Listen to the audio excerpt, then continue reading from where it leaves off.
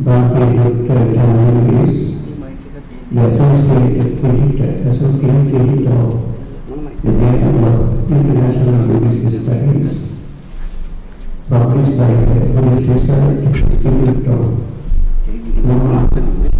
Chulalongkorn,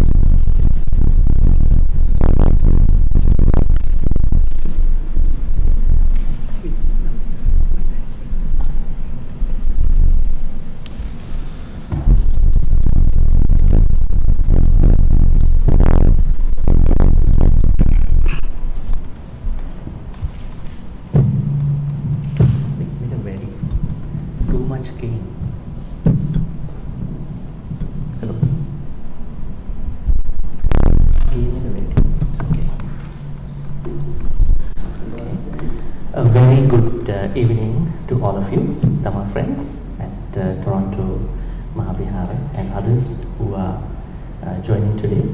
And Anumodana to Anakahamduru in absence of Chief Monk here, Venerable Ratanasiri Nayakahamduru. The first thing we are going to do is to pass some items, offering items to the Buddha. So I would like to ask you to rise and then to touch the items, and then we're going to start off the program.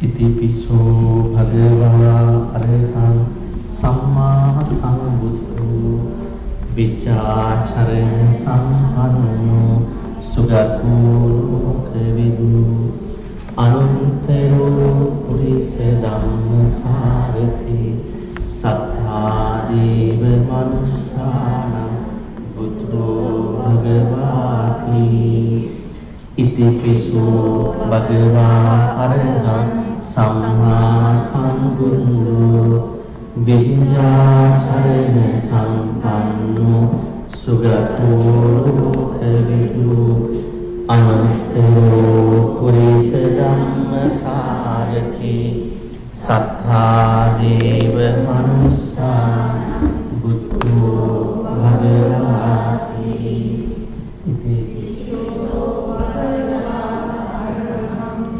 samma sambuddho vichacharana sampanno sugato lokavidu anuttaro purisa dhamma sarathi sattha deva manussana buddho bhagavati iti piso bhagava arahang samma sambuddho vichacharana sampanno sugato lokavidu anuttaro purisa dhamma sarathi sattha deva manussana buddho bhagavati Itipiso Bhagavata Arahata Samma Sambuddho Vijjacana Sampanno Sugato Kavidu Anuttaro Purisadhamma Sarati Sattva-deva Manussana Buddho Bhagavati Sadhu, sadhu, sadhu. Now we are going to bow 3 times to the Buddha. Wherever you are, you can bow 3 times before you sit.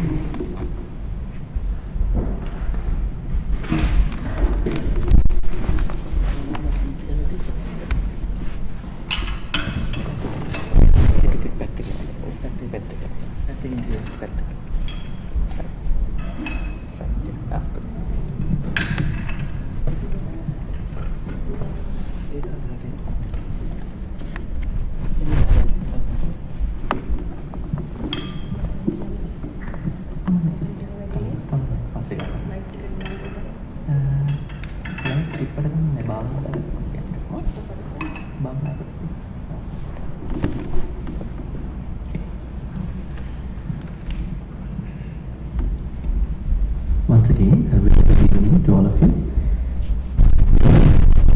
Today, we are going to start off the 2-day meditation retreat, which is themed as one's attention. One's attention. The Pali word for this is Yoniso Manasikara. So, the whole program, we had to sort of cut short the program today, respecting another event in the temple. But we are going to continue for almost 5 hours until 8 p.m. today, and then tomorrow a full day, 8 to 5. So the whole program, as you can see, probably it may have been posted somewhere, maybe outside, maybe the whole way of the building.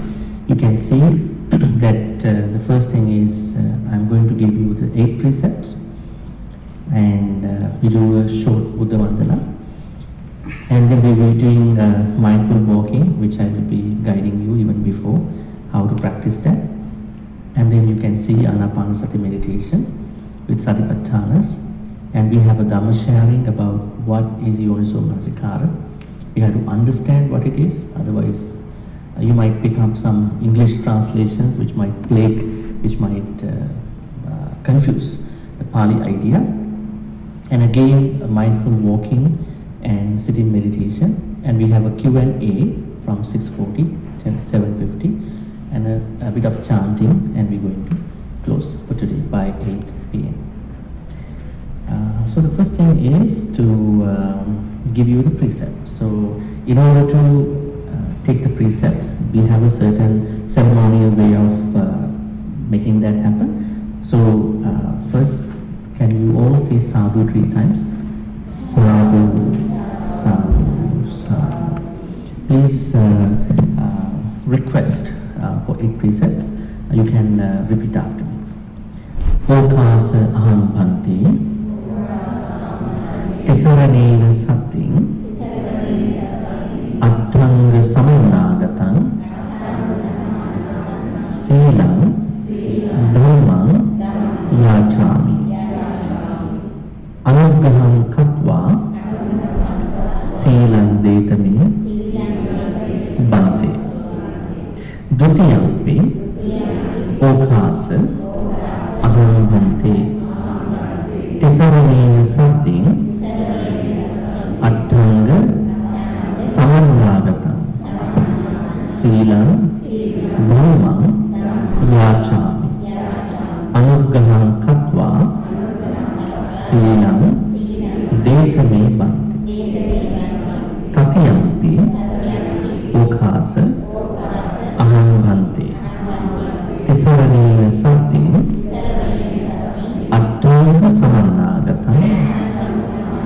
Sīlam Dhammam Yācāmi Anugraham Katva Sīlam Dekame Bhante Anukampam Upadaya. Now please say Namo Tassa 3 times altogether.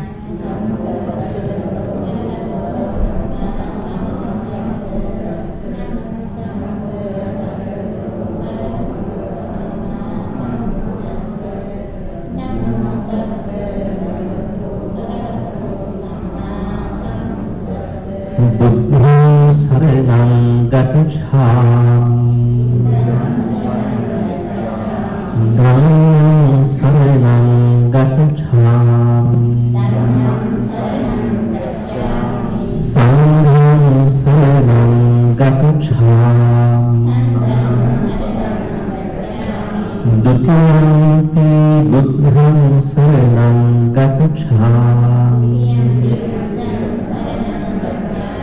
Dutiyampi dhammam saranam gacchāmi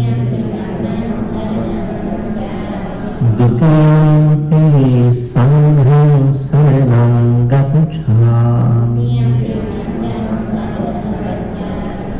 Tatiyampi buddham saranam gacchāmi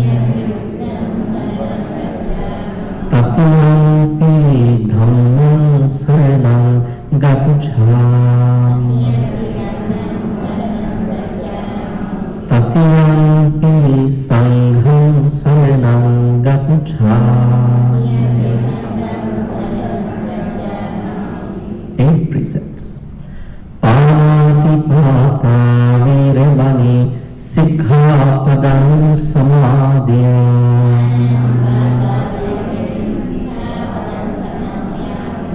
Adhinnādāna vīramani sikkhapadam samādhiyāmi. Attaracharya vīramani sikkhapadam samādhiyāmi. Musāvādā vīramani sikkhapadam samādhiyāmi. Suramire majjapamā daddhāna vīramani sikkhapadam samādhiyāmi.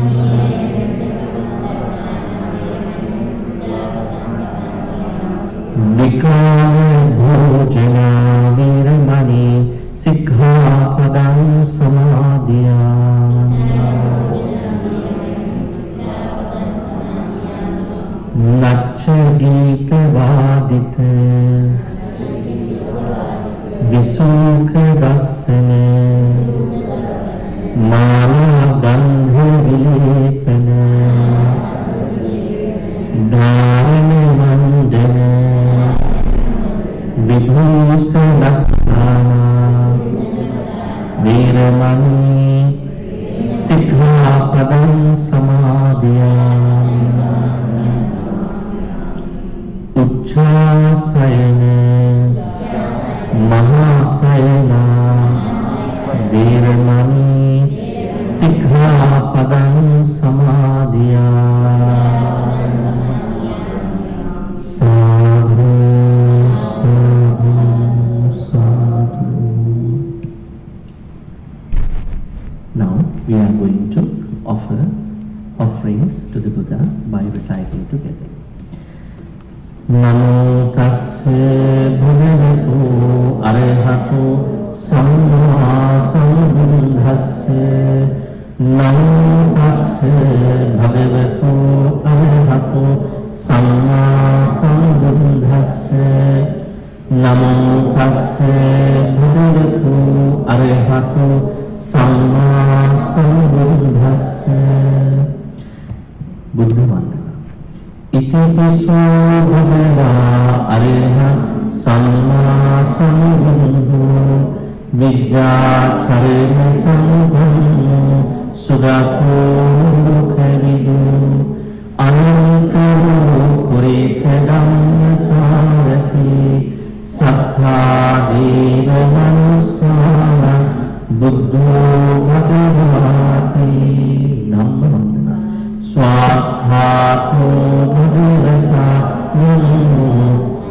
Sanditthiko akaliko Iri asiko Openayiko Pachattam Vedikambo Vinyohiki Sangha Vandana Supatipanno Bhagavatu Savaka Sangho Ujupatipanno Bhagavatu Savaka Sangho Nyayapatipanno Bhagavatu Savaka Sangho Samijipatipanno Bhagavatu Savaka Sangho Yadivam Chantari Purisa Yugani Atta Purisa Pundara Esa Bhagavatu Savaka Sangho Ahuriyo Pahuriyo Dakhiniyo Anjali Karaniyo Anukkiran Punyam Kinta Lokasaki Ganasarappaditena Deepena Kamadansila Tilokadipam Sangundham Pujayami Tamudam Vannegandhe Punopitam Ekam Kusuma Santati Pujayami Munindasya Siripada Samudhe Pujeni Bundham Kusumena Dina Punena Metena Charopumunkham Upham Vinayati Yatha Idhammi Kayo Tathaya Vivirasibhavam Sugandhikaya Vadina Ananta Vivirandina Sugandhinaham Gandhena Pujayami Tathagatam Adivase Bhante Gilana Pakshayam Imam Anukampam Upadaya Patigam Hatuntamam Vandami Kirtiyam Sammat Sabbhatami Supadintikam Saririka Dhatu Mahabhuti Buddha Rupam Sakuram Sada Kayena Vacha Chintena Pamadena Maya Katam Adhusham Kamani Bhante Bhuri Panya Tathagata Acchayam Kamani Dhamma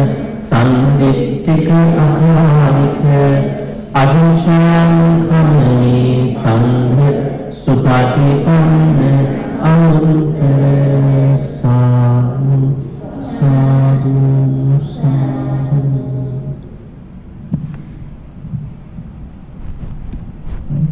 Now we are going to practice walking meditation.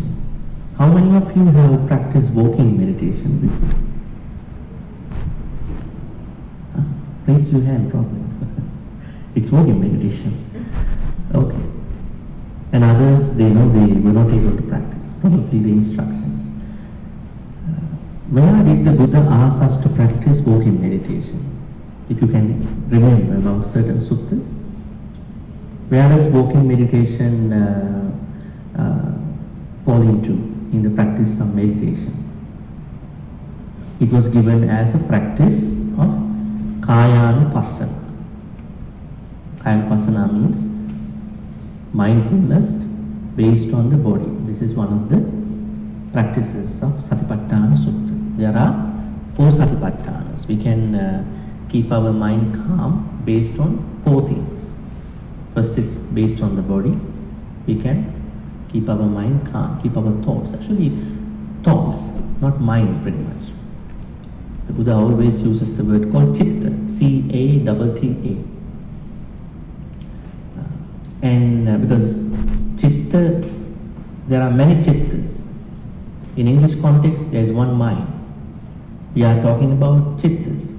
So, keeping our thoughts calm based on the practices of the body. One of the practices is anapanasati, breath meditation. Another practice is posture meditation, standing meditation, sitting meditation, then lying down meditation, and then walking meditation. Unfortunately, a lot of people only pick up sitting and walking. We can even, in a similar way, we can practice lying down meditation, not sleeping meditation. You can't practice meditation after you went to sleep. While you are lying down, and then while you are standing, in which you are not walking, you are not sitting. So, this walking meditation is a part of Kayanupasana. Then, as you progress in your meditation, you can also practice Vedananupasana, mindfulness based on your feelings. There are 9 types of feelings the Buddha asks us to pay attention to. Thereby, our thoughts are going to be calm. And then the third type of satipatthana is Chittanupasana. That means there are, how many thoughts are there in Satipatthana Sutta? Has anybody read Satipatthana Sutta before? So how many thoughts, how many chittas which the Buddha asks us to pay attention to? There are? This is the problem. Abhidhamma and Sutta have been mingled together. We are talking from the Suttas. Now, I think I will show something after this to understand this. We are learning early Buddhism, the Buddha's pure teachings.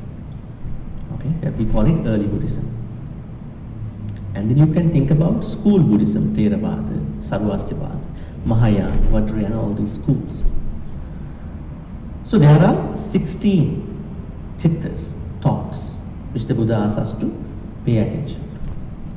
Whenever one of those thoughts arise, stay and go.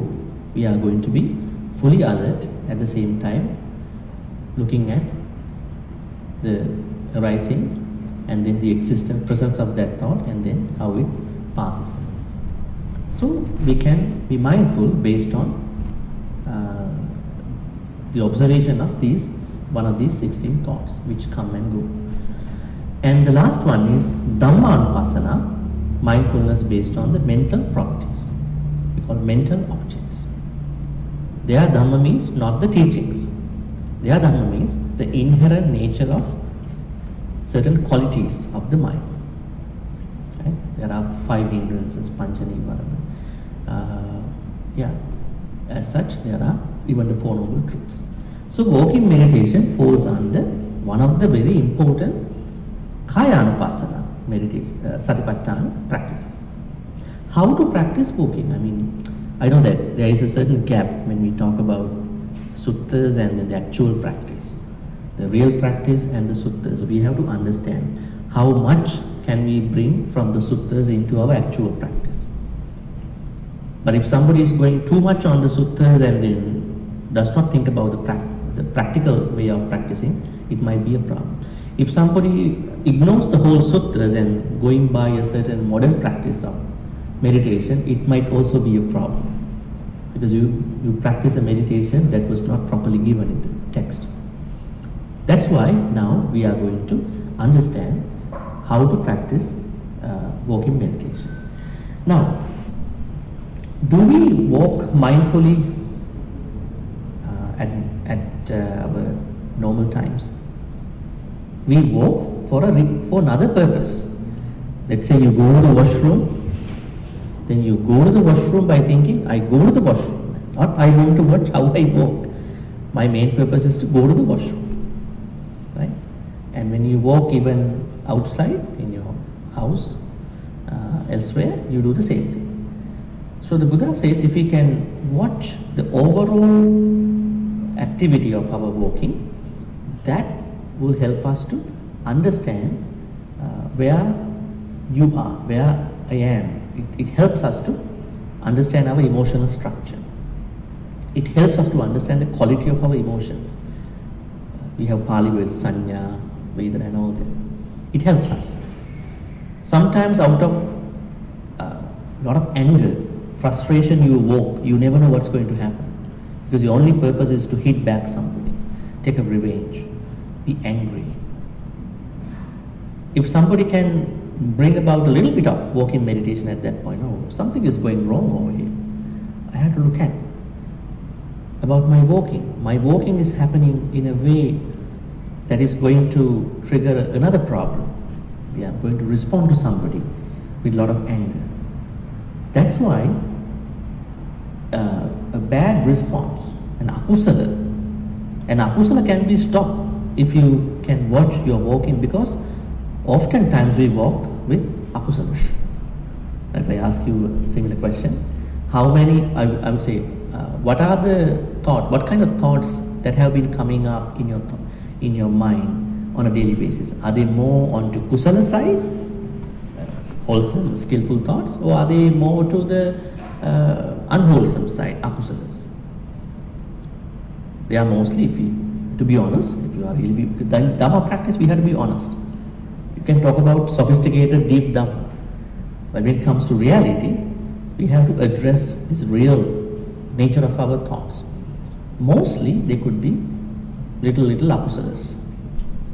That's why we are going to bring even mindfulness onto the daily activities, not just only for a meditation retreat. Let me tell you, the true meditation happens off the cushion. You're on the cushion for 5 hours, and tomorrow almost, I think, 9 hours time you will be spending. So you need to focus that, yes, you are going to improve yourself with the meditation here, but the true meditation happens off the cushion, not just be on the cushion. That's why there is a saying which says, people get high on a retreat and then they fall back to the earth when they go home. The same thing happens when they listen to a very high-end Dhamma talk, very happy. They are bringing lots of Dhamma seeds back to home, but they never plant it. You see a lot of books in the shelf, a lot of recordings, a lot of YouTube videos, podcasts, but they all are only at the level of head. They never go down to the heart. True Dhamma practice should be able to bring down to the heart. Otherwise, you will be a scholar, mere scholar. You will be somebody who is only knowledgeable about Dhamma. Actually, a lot of people, they know Dhamma, bits and bits, but the important thing is to bring it into the true practice. Practice is the most important thing. Alright, so how do we start this walking meditation? Now, there are certain things that many people are concerned of. The first thing is how to walk. Distance, actually. Don't walk too far. Of course, by default today, by weather itself, you won't be able to go out. So you have to look for a moderate distance. Let's say, I don't think we all can do walking meditation here. So maybe we are going to probably, some of you can go to maybe the hallway, some of you might go to probably the basement, as such, right? So you can find a good place. Some of you can stay here, right? Wherever you are going to practice walking meditation, you are going to have a moderate distance. So I would say from this hall to the other hall, not like this hall from this side to the other side. So you know, when you go to that side, let's say you start from that side, you are scanning your path. Okay, I'm going to walk this path. My focus is that the quality of my walking, not the quantity, not how far I'm going to walk. It's the quality that I can bring into my walking. The quality here is that whether will I be able to understand what's happening with my overall walking, let's say. And the speed, distance is as such. Don't find a very moderate distance like this far distance. And then the speed. When it comes to walking meditation, some are going to be very slow in their walking, thinking that they're going to catch their walking. We call it controlled walking. It won't work. You are not supposed to control your walking. But you are not supposed to walk too slow and too fast. Okay, just walk in a natural way. I know there are people who walk in their own way. They might not be able to change a lot, but at least they can adjust their walking, which is neither too slow or too fast. Don't be a goose, how the goose walk, like floating kind of walk. You walk neither too slow, too fast, right? And while you are walking, what are you going to pay attention to? You are going to watch how you are lifting your foot, how you are moving forward, how you are putting down, and then how you are going to press it down, and how the other foot is going to be lifted, and the same process. So then you understand that I truly understand my walking. I have more awareness of my walking. When I have more awareness of my walking, I don't have enough more room to carry apusalas, unwholesome thoughts. So we are going to be more aware of what's happening in that time of our life. And then as you walk, then there are other things you can be concerned. The first thing is, when you walk, you might see people and things. Of course, most of you know each other, right? Then your sanya will come up. I know this person yesterday. Maybe if you have a good memory with them, if you have a bad memory with them, there is a chance that they are coming up, they are popping up. Be careful. You are not going to judge, you are not going to interpret any rupas.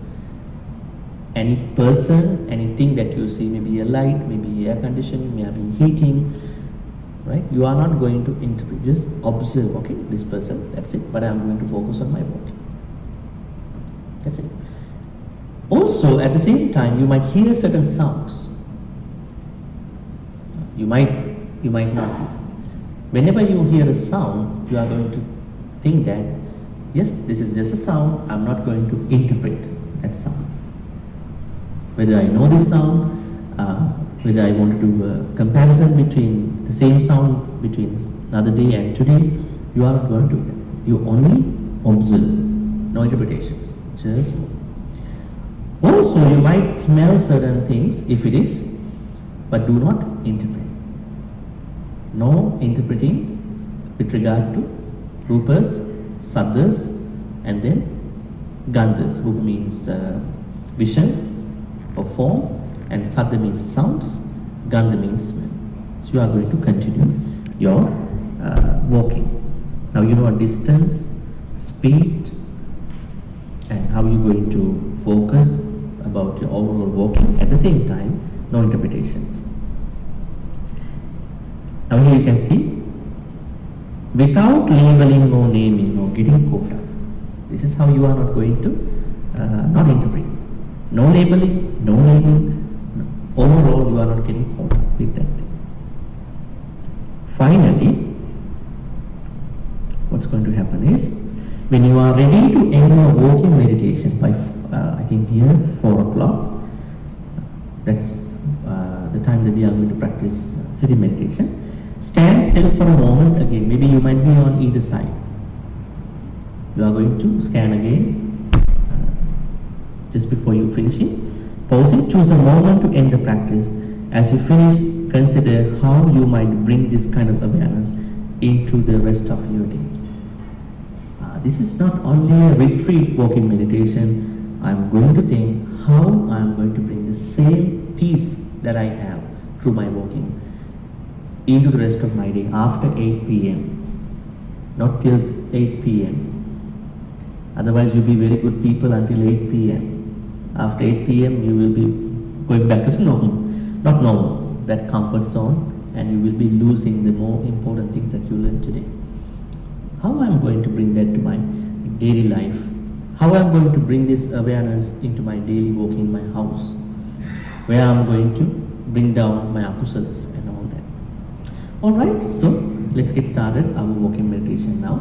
Please rise and then find a comfortable place for your walking meditation. I would ask you to keep the noble silence keep the normal silence. I'm not supposed to talk unless there is something urgent. Some of you can go out hallway, maybe to the basement, and I will ring the bell by 4 p.m. for the sitting meditation.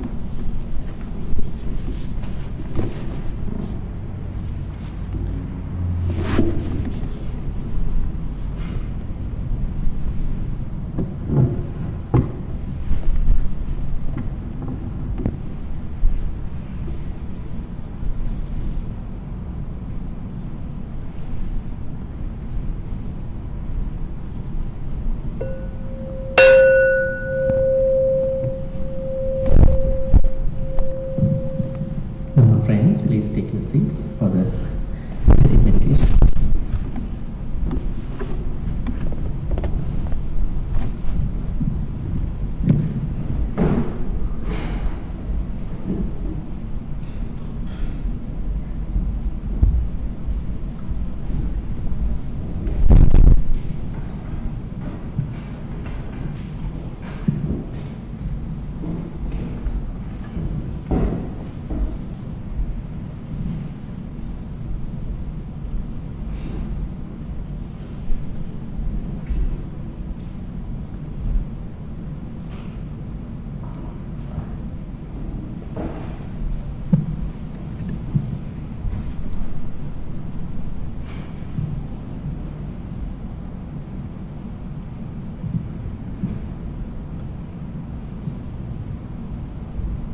Can we ask someone to inform the others who are in the basement to come here, and those who are in the library and conference room?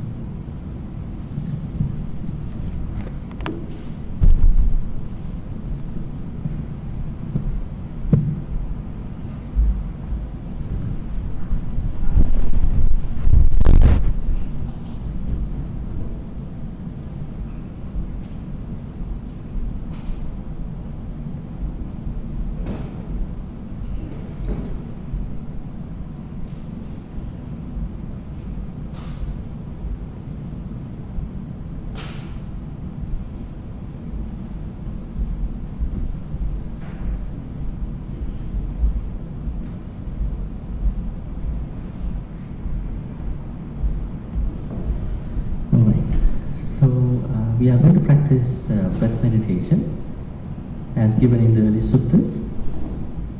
Breath meditation is one of the meditations that has been mostly interpreted in ways of confusion. But I think because we don't have lots of time at this point, I'll be explaining all that later. At the moment, what we are going to do is we just do the general breath meditation practice. So please keep your posture. Sit comfortably.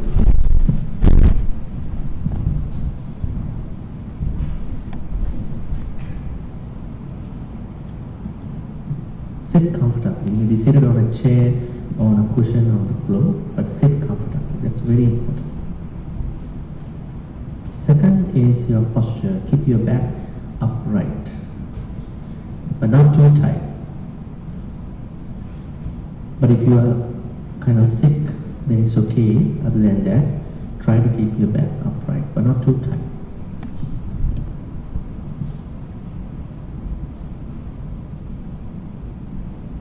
Tongue on the roof of your mouth, and hands resting wherever they are comfortable. Okay, so now we are ready with our posture, pretty much, and then we are going to focus on the second thing. All these are preparations before the actual breath meditation.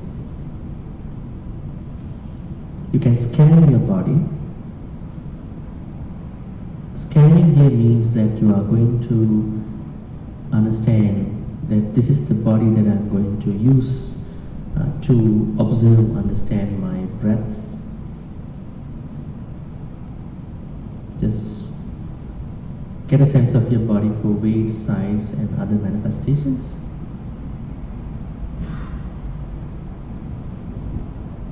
And the last thing before we go to the actual meditation, breath meditation, is relaxing. If you are not properly relaxed, you are not going to watch breaths. You need to relax for any tightness or tension in your body. How can we do that?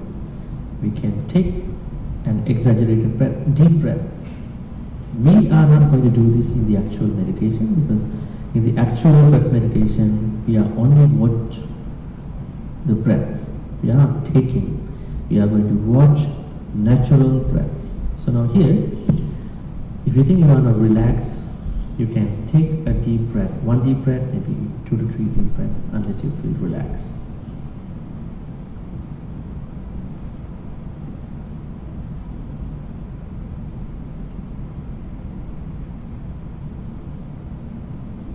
Okay, so whenever you feel relaxed, we are going to the actual breath meditation.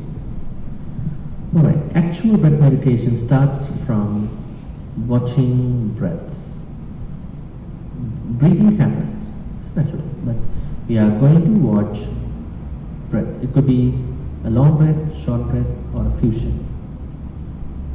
You are going to watch how that long breath arises, is arising, and then how it is going to be there for a while, short time, how it is going to go away, finish. If it is a short breath, you are going to see how it arises, how it stays, how it goes. If it is a mixture of those two, you're going to do the same thing. But keep in mind, one breath at a time. You don't watch a couple breaths. You only focus on one breath. Let's say if it is a long breath, it's only the long breath you are watching till the end. That means arising presence of the long breath and going away. Only after you finish watching those 3 stages of the breath, then only you are going to focus on another breath, which is coming at that time. Keep watching that. At the same time, you might sometimes be distracted because of the nature of our thoughts. It's okay. If that happens, you will be less distracted when you keep practicing. So it's a matter of practice. So in case you get distracted, don't worry. Just kindly redirect your focus back to the breath. Alright, so more information will be given in the Dhamma talk, but as for now, just practice the breath this way.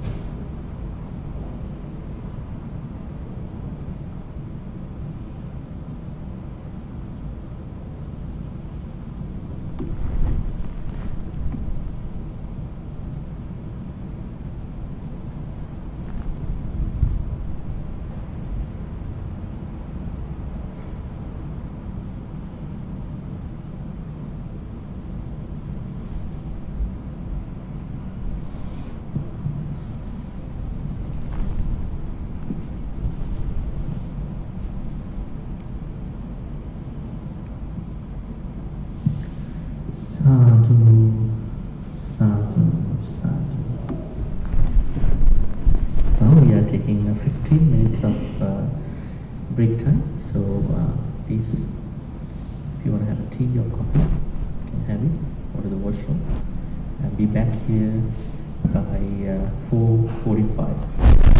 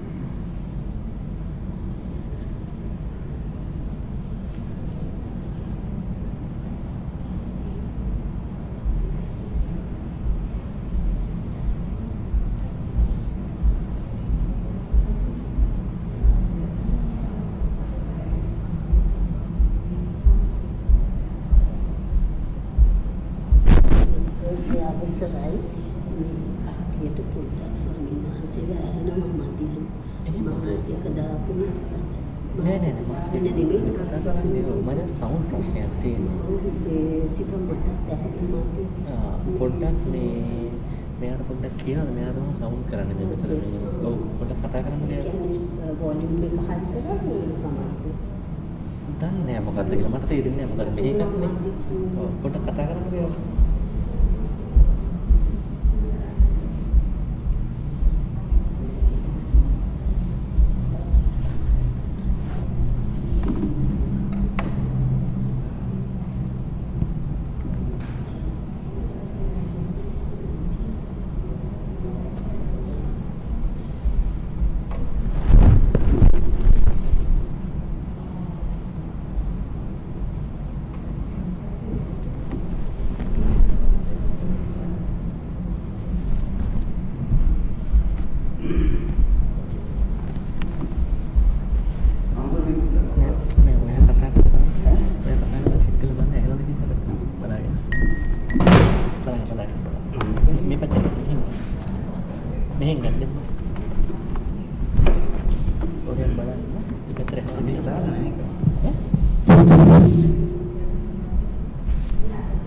ඇහෙනවද බලන්න මේ පැත්තට?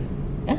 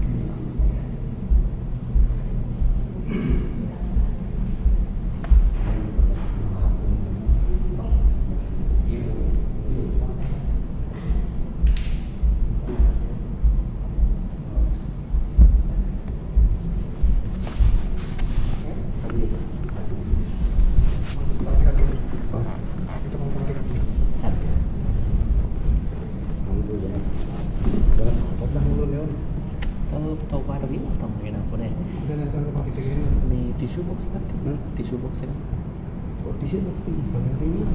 කියන්නේ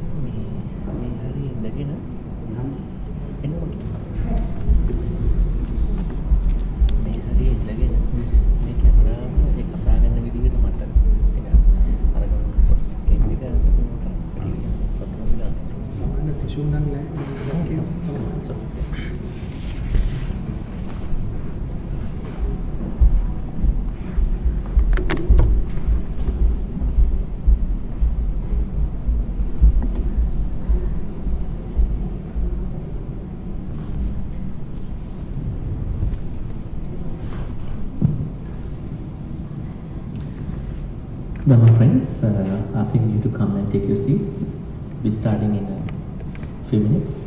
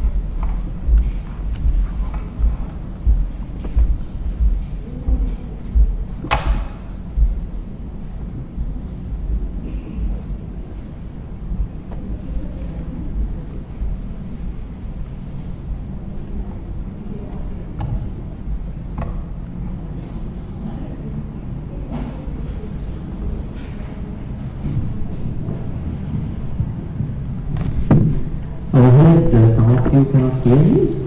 Is it so? Can you hear me? Okay. Right. Now we have come to the Dharma sharing time. Our topic for Dharma sharing is Yoso Manasikara. This is the main talk about the theme. But before that, I want to share with you about the meditation part. And we have a Q&A about meditation tomorrow, but I think that Q&A will be mostly your own challenges. We need to learn how to practice Anapanasati in the proper way also. I didn't talk about it because we will be spending too much time during that 20-30 minutes. So today, now we will be discussing that first and then trying to make a connection to Yoso Manasikara. Of course, there's a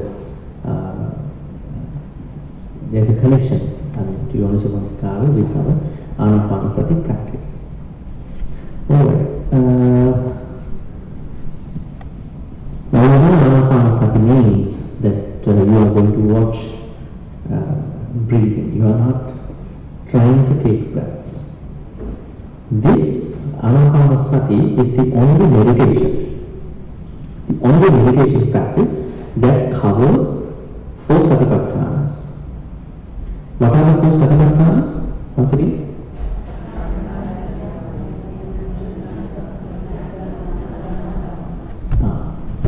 Are we supposed to practice all these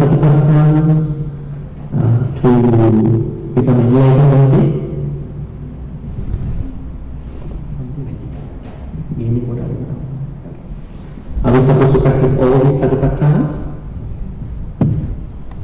Huh? Tell me. It's your practice, not my practice.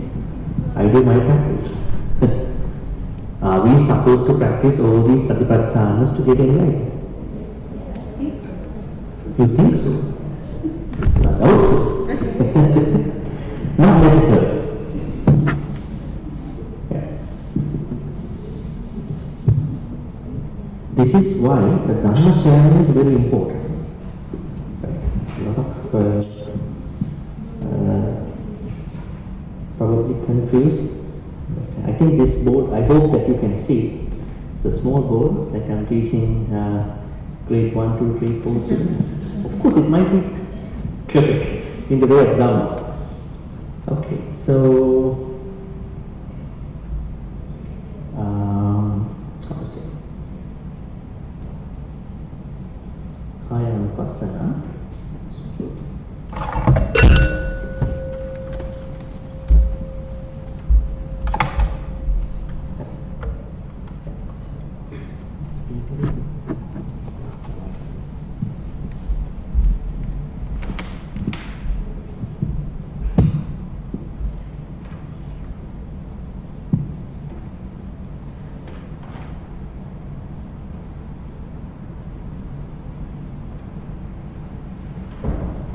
Asana.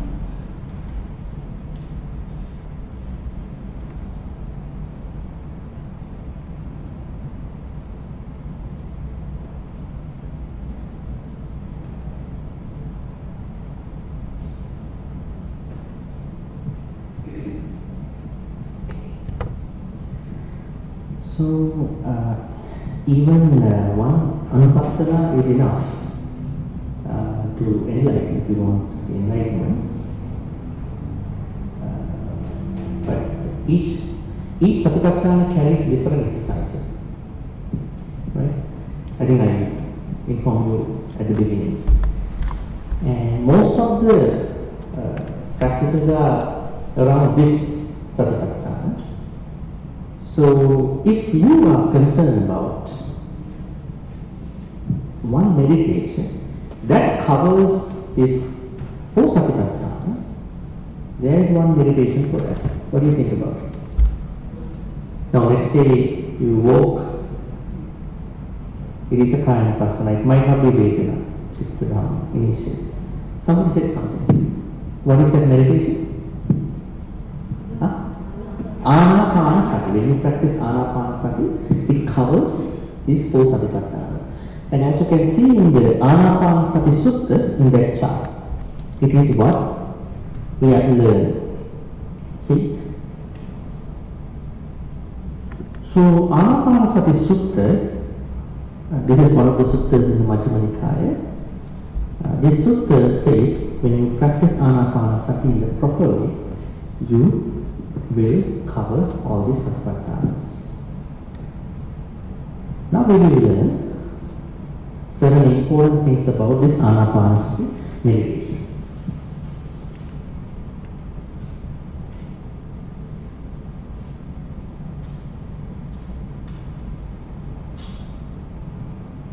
Okay.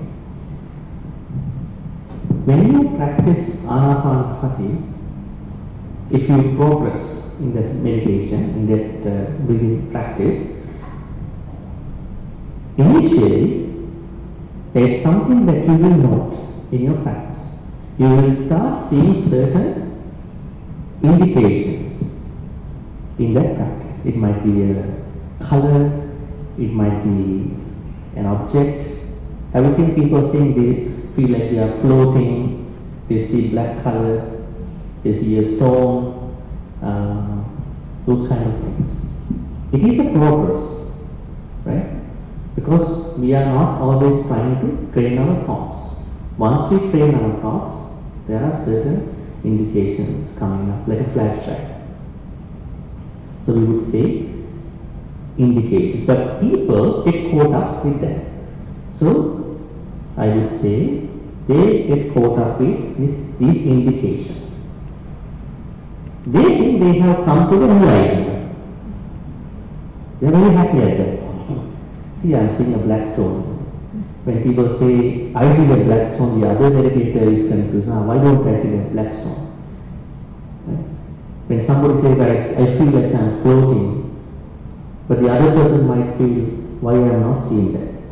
So each one's way of feeling that kind of progress in the breath meditation is different. So you don't have to necessarily see that. But the problem is, a lot of people, they get ended up at this point. Then when you see these things, you should not interpret them. You have to continue your breath meditation, which means watching the rise and then the presence of the breath, whatever the breath, and then the fall. So you are passing this stage. And then what will happen, this is another stage. I'm putting all this into layman's language, otherwise you might get confused with the Pali, and then I will bring the Pali things up. The second thing that a lot of people get ended up, that means they finish their breath meditations and they don't know how to go from that one onwards, is that you will feel an enormous joy or happiness. It's so happy, so jovial.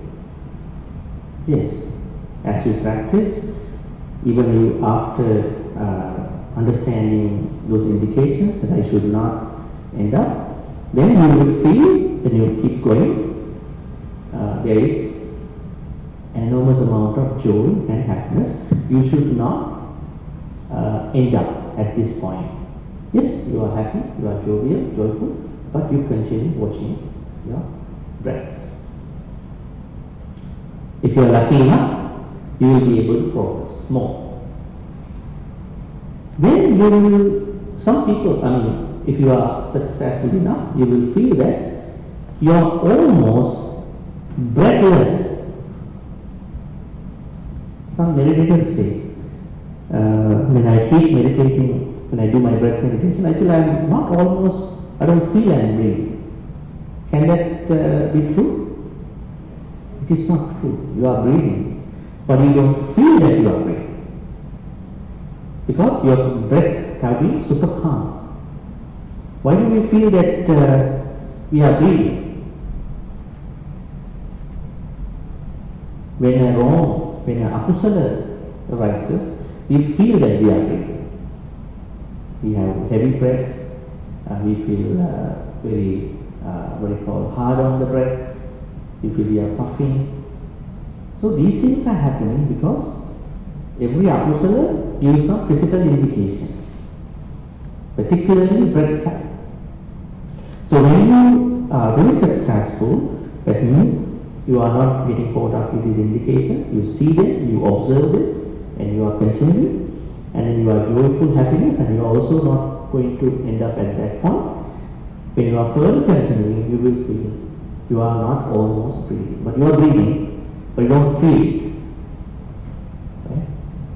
Now think about a moment that you are so angry. Do you feel you are breathing? Yes, you feel very clear that you are breathing at that point. But when you are normal, you don't feel that much of your breathing. So when an akusala hits you, you can understand with breaths. And then let's say if you are lucky enough, successful enough, you are continuing, then the next thing is you are coming to a stage you will almost feel you are thoughtless. I don't have so many thoughts in me. Is it true? If you are not thinking, then you must have passed away because consciousness has to work. But you will feel not many thoughts are coming to you, not many akusala thoughts are coming to you. You have a great clarity at that point. Because of this calmness, you will feel you are thinking, but not many akusalas come to your thoughts. That's a victory in your practice. Then what will happen? Because of this clarity, this is a good thing. We are able to go to the contemplation.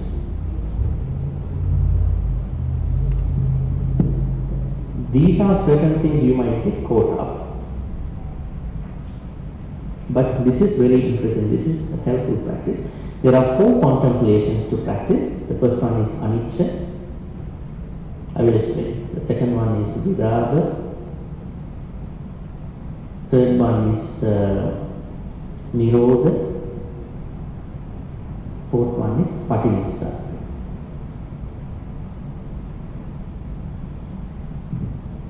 Anicca means change. Viraga means what do you call dispassion, less sensual thoughts.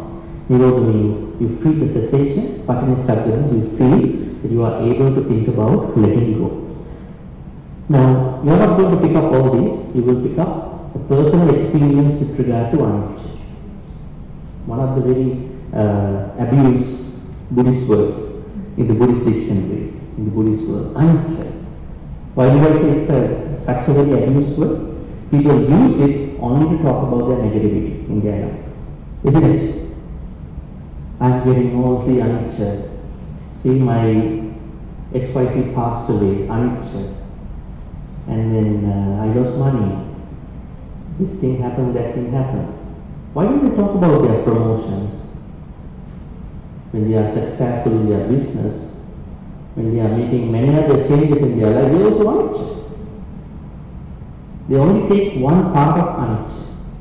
So a better translation could be change, not impermanence. Change is better. That covers a wider area on this anicca. So you are going, let's say when you have the clarity at this stage, you are going to bring a personal experience with regard to anicca. Something happened. Let's take a positive one. Let's say that you became a better person this year, 2024. You were such a angry person last year. Now you feel that you are working on that the last couple of months, and you feel that change is happening. You call it in a better way, transformation is working. Change, anicca. And you bring that personal experience to think about anicca, not anicca itself as a concept. These are labeled too in Dhamma. So you bring that personal experience because now you have a clear mind, clear thoughts at this point. So this is the way how we understand how does breath meditation work according to 4 Satipatthanas. If you can see, now let me show you. The first contemplation of the body with regard to Anapanasati. So you can see that how does the breathing happen over here, and how does you watch your own breathing. When it goes to the second point, you see happiness, joy. When you go to the third point, you will see the thoughts, how you're going to be thoughtless at a certain stage. You see freeing the mind. We call it Cheto Vimukti. That is an interesting point to learn. In Dhamma, we have, I'm going to probably erase this one. Okay.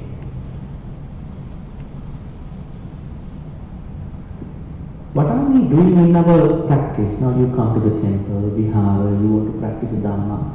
What are you doing as such? You want to minimize, diminish your akusalas and to improve your akusalas. You may attach this to a Buddha puja, Bodhi puja, dana, Dhamma talk, meditation, or whatever. But your main purpose is to diminish your akusala and to improve your kusala. Under the Samma Vayama, right? Is that your purpose in a Dhamma journey? That is your purpose. And we understand there are 4 things to do. We call it prevent inactive akusalas.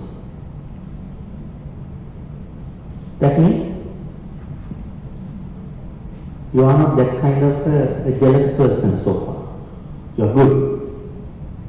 I mean, you are bringing your environment, the way have you been brought up, you are good. So that this akusala is not with you. So you are going to do certain effort not to let that kind of inactive akusalas happen in your life, because you already prevent. And then to remove active akusalas. Sadly, sometimes you are get stuck with certain akusalas. Yoga dosa moha, They are the basic patterns: greed, hatred, delusion. But a broad description of the akusalas was given under the upakkileses. We call them upakkileses. There are 16 upakkileses. Interesting. That is the main place the Buddha talks about akusalas in the larger, broader sense. Right? These are the 16 akusalas that will create, that are actually creating the rest of the akusalas. 16. I will explain a couple of them later, but here I want to say, now you are trying to prevent inactive akusalas, that means the akusalas you didn't have, and then you are going to remove any akusala you have. And then, creating inactive kusalas. You feel that your friend is more peaceful than you in a certain way, but you don't have that peace. You learn that your friend executes good things in a better way than you. It's a good thing. If it is a good thing, we are going to learn. Whether a Muslim, Christian, whoever. Good things are good. So you are going to learn that. Why have I not been able to be peaceful as that much? Maybe it's a good thing. I'm going to learn that. You are creating good things that you don't have. We call it inactive kusalas. And then deepening, sustaining active kusalas. Which means you already have certain good qualities, kusalas. Let's say you are a peaceful person, you are a very kind person, you are a person who understands others very well, you are very empathetic, you are going to improve the level of those good qualities, kusalas, day by day. This is our practice. Okay? Now, what we are doing in this overall practice is similar to a vegetable garden. Okay? If you have a vegetable garden, you don't like any weeds happen. Right? So you're going to prevent any potential weeding way before it happens. So you are going to probably add fertilizer, whatever, so you are going to prevent. But sadly, weeds have come to your garden in some ways. So you're going to remove them in whatever manures. And it is not enough just to prevent or remove weeds. You also need to, create, probably you are going to get some second opinions, you are going to go to a nursery, trying to understand how can I make my garden with more vegetables, fruits and new things, because you want to make it a better place. And let's say you already have a good harvest, good crops, you are going to deepen them, you are going to improve. It's like these 4 efforts, we are calling it as right efforts, samavayama. This is very analogous, similar to running a vegetable garden, food garden. So, our overall practice is with this samavayama, because how to prevent akusalas, how to develop, how to create more kusalas. This whole process to us is to free the mind, which means, let's say that you have a certain akusala. Let's go down to one of the upakkileses. Let's take one upakilesa. Abhijja and Visamalu. What does abhijja mean? Abhijja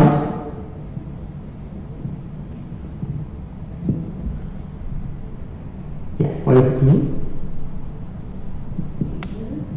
That is avijja. This is avijja. That is avijja. It's not avijja. What does avijja means? Abhijja. Anybody? Is this the first day that you are learning about this avijja? My goodness. Basics of the Dhamma. I thought I was going to. Anyways, that's why we have to learn, right? We have to learn. Okay, there are 16 upakilesas given by the Buddha in Vattupama Sutta in the Majjhima Nikaya. This sutta says that there are like pairs of akusalas, akusala pairs. If this happens, this happens. Pairs. If this happens, this happens. So when you have abhijja means extreme greed. Another word is covetousness, extreme greed. We all have low birth, more or less, but some people have too much low. Right? They cannot understand where they should stop. In the Dhamma, attachment and greed, they are separate. You may be attached to your mother, you may be attached to your father, you may be attached to your boyfriend, girlfriend, spouse. But the problem is if you bring that to a greed, that is a no point return. If that happens, then we are having a lot of issues. And you are going to control those people, we are going to manipulate those people. So we understand attachment, our parameters of the attachment, not becoming a burden to anybody. But greed is very terrible. So, I'm coming after that. Okay? Okay. Abhijja means, that means extreme greed, which is not a good thing. Now, this is coupled with visammu. Abhijja is mostly about the greed about us, personally, my life, my people, my achievements. But visammu, there are some of the people who are going to be greedy of what other people belong, other people possess. Interesting, right? Now they don't know what they don't have any connection to other people, but they are sitting here looking on TV. We on the other side, okay, I really like that.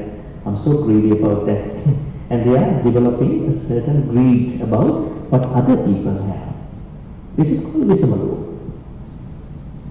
So they are coupled together. Okay? This is one. These are two upakileses the Buddha talks about. See, this is now you will see the greater version of lobha. Without these things, you won't understand lobha also. Let's take another pair, akusala pair, upakileses.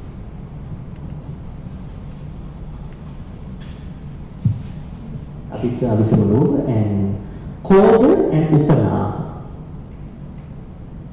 Koda and upanaha. Koda means anger, right? Basic anger. Upanaha is a one word, upakileses. Upanaha, revenge, maybe grudge. The Buddha talks about three people. The Buddha talks about three people depending on their anger. I will write here. Rock anger, soil anger, water anger.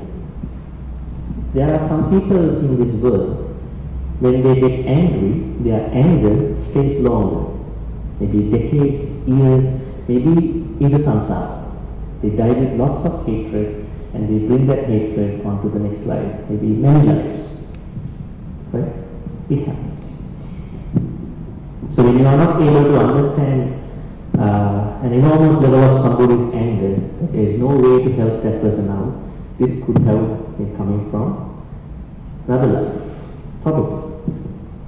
So the anger that stays longer, probably many years, maybe long term, we call it the rock anger. It's like somebody carves something on a rock. This is we have to be pity on this person. It's not good for that person's mental, emotional health. The second type of anger is soil anger. That means there are some others Buddha says they get angry, but the anger stays for a short time, maybe a week, 1 month, and then they cool down after that. It's like that somebody is trying to draw a line on the ground soil. It might stay there for a while, and then because of the situation of the environment, it might erase. Soil anger.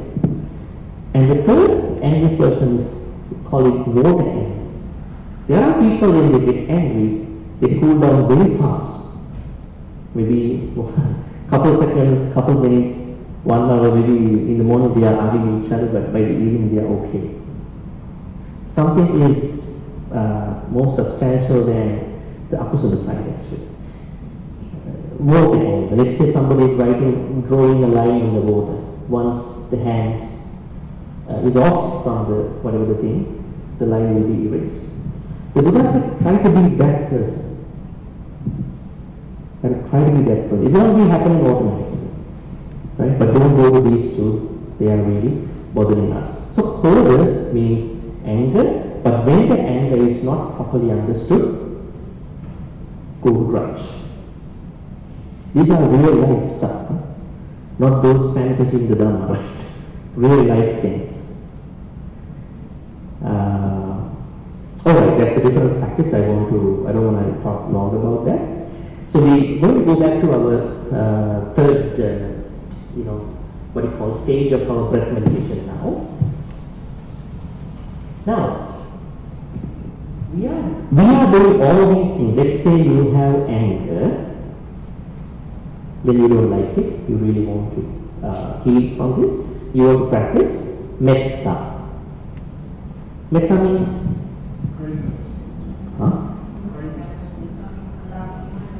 Metta means friendliness, unlimited friendliness.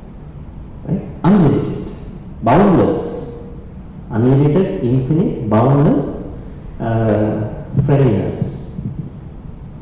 Metta. Can we practice metta to everyone in our real life? Yes. We are supposed to. But can we? You think about it from your own life. Have you forgiven everybody who have harmed you in your life?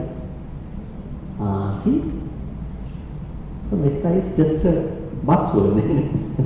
So if you want to practice metta in the proper way, you must forgive everybody who have harmed you. Right? You have to include everybody in your metta practice. Like what happened to the monk at the Buddha's time, remember? There was a monk who always tells others, I practice metta. He wakes up to metta. He spends a day with metta. He eats everything. He takes a shower with metta. He sleeps with metta. But one day, there was a snake came to the temple. Maybe a cobra. The cobra attacked this monk. And he passed away. The sutta is Khanda Paritta. I think you know this sutta. Khanda Paritta. The story of this sutta. And the other monks were really shocked, He was practicing metta. Why he was attacked by this cobra? We don't practice metta that much. And they informed the Buddha. Bhante, this particular monk who is always self-proclaiming that he is practicing metta was attacked by the cobra. Then the Buddha said, yes, he practiced metta and he was attacked by the cobra. Why he was attacked by the cobra is a question. I will tell you why. The way how the Buddha says. The Buddha says, when you practice metta, you must include everybody. Others should feel your metta. If others don't feel your metta, then others will continue to give us a hard time. Now, this monk did not include 4 snake groups. Virupaka, Erapata, Chabbyamutta, Kanhamu. These are 4 reptile groups. He did not include these 4 reptiles in his metta practice, so that snake cobra did not feel his metta. He attacked him. That's quite a statement. Huh? They'll be very careful. Right? Now, what is metta meditation to many of them? They sit down, may I be well, happy, peaceful, may no harm come to me, may no difficulties come to me, may no problems come to me, but all the problems come to them all the time. Because we are just making it as a mantra. Mantras don't help. Buddha has a structured practice. The structured practice is given in the Metta Sutta. You have to learn Metta Sutta. In that Sutta, Buddha talks about how to practice it properly. Now, there are people who are saying, I used to practice, I'm practicing Metta every day, but there is somebody in my family, in my household, always giving me a lot of problems. Why? That person never included that difficult person in his or her metta practice. Right? So difficult people must be included because these difficult people are the ones who trigger you anger. If you only practice metta with the loved ones, then difficult people will never be felt, they will give you the hard time every day. Right? So, now let's say you understand anger, you want to practice metta. What does it mean? Freeing the mind. That means we are trying, we know when we meditate, when we practice our Dhamma, if this is the wrong akusala object, we are bringing a kusala object to subdue, curb the akusala object. But actually, at a certain point you come to know, objects are also kind of a burden. Every time when you practice meditation, Logalo Samoha come, Upakilesas come, you have to bring the opposite into your practice. That's a little bit of challenge.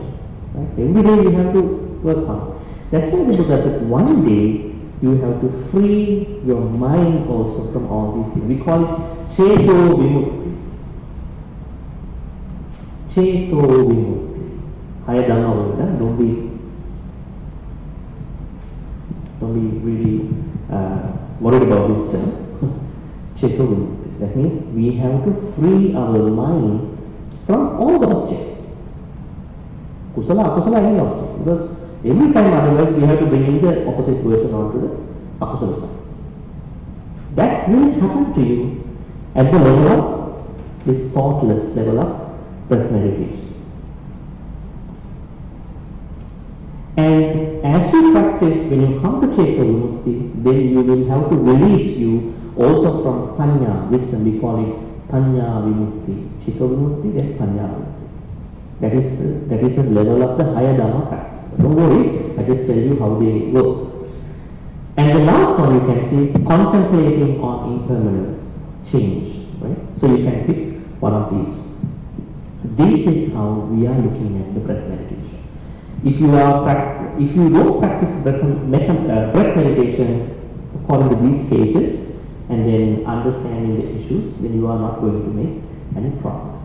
And nowadays, as you can see the breath meditation practices, there are certain issues coming up.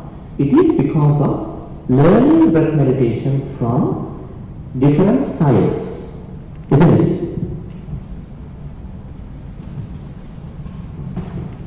I have to erase all the time because the board is small.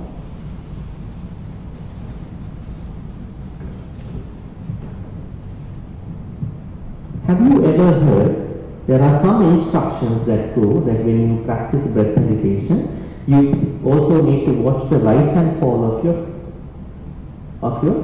tummy, abdomen. Did the Buddha say this? Then you should have a very big tummy too. Notice this rise and fall. This is a Burmese style. Because this Burmese style of Vipassana, which has the Anapanasati, came into existence in the 18th century, early 19th century, as a response to colonialism. Burma also was colonized, and then some of the senior monks, they made their own version of breath meditation. Because Burmese influence is high in the Malaya Peninsula and other places. A lot of people, they learn breath meditation not from Anapanasati Sutta, they learn from these styles. It is a kind of a pitfall. We have to be very careful. Now I want to show you something related to that. When we learn Dhamma, how do we learn Dhamma? Especially now in this case, meditation, other practices, how do we find out the true teachings of the Buddha? How do we do that? We have a collection of texts, we call it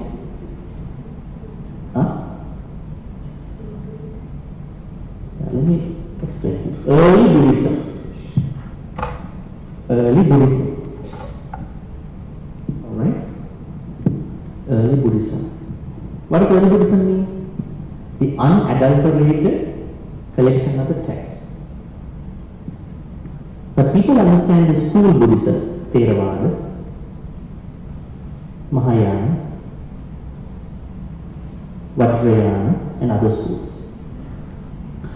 Early Buddhism means the first four Nikayas of the Sutta Pitaka: Digha Nikaya, Majjhima Nikaya, Samyutta Nikaya, and Anguttara Nikaya.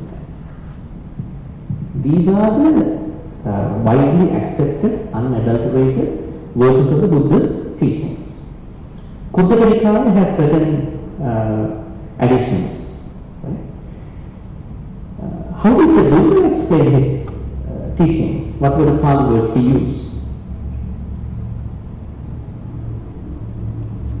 How did he explain his Dhamma? What are the words that we use to understand his teachings? Pali words? Tipitaka. Tipitaka. Tipitaka. Does the Buddha know this word? No. This is a word that was coined by the senior monks at a later time. And then, what are the other Pali terms? Abhidhamma? Yeah, Abhidhamma is part of three Pitakas, Sutta, Vinaya, Abhidhamma. The Buddha used the Pali word, two Pali words for identifying his teaching called Dhamma and Vinaya. Dhamma and Vinaya. So Abhidhamma is an addition that was added by the Theravada school. So people make a mistake. They learn Dhamma in the first place from Abhidhamma. Okay? Abhidhamma is a good collection, but it's not early Buddhism. It is a place where senior monks defended early Buddhism. The senior monks made Sutta Pitaka more, I would say, impactful. Okay? So, Sutta has everything, especially the first four Nikayas. Actually, if you go to Abhidhamma, you can see they quote all the suttas. But the problem is, now one good example I will tell you between Abhidhamma and Sutta. Now, Buddha says that the mind has no physical place in the body. Isn't it? Where is your mind in your body? Tell me. Is it in the brain? Is it in the ears? Is it in the other places? Where is your mind located? Huh? Huh? Heart and brain. Huh? Huh? What? Pardon me? All over the body. Oh, okay. Where is mind located? Huh? We don't know. The Buddha says you cannot point out a place that mind is located here. He says, Asarira, Durangama, Ekachara, Asarira. This is Sutta Pitaka, right? But in the Abhidhamma, they say it's not like that. There is a place where our consciousness, the higher version of the mind, is located. They call it, Pali word called Hadevattu.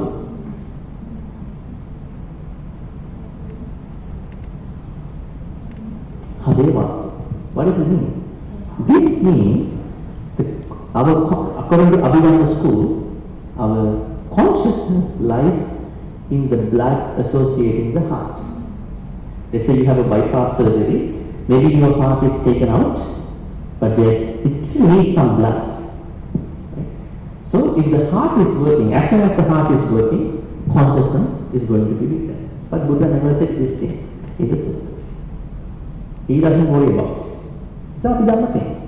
Now, let's say you don't know about the suttas. You directly go to Abhidhamma class, you learn this Hadevattu. The Buddha said Hadevattu is the place where our mind is located. You don't know about sutta teachings. Don't be a problematic statement. It's not what the Buddha said. It's maybe an experiential thing, but it's not what we learn. And then in the Sutta Pitaka, Satipatthana Suttas, Buddha says 16 thoughts we have 16 thoughts. Abhidhamma says 89. 0121.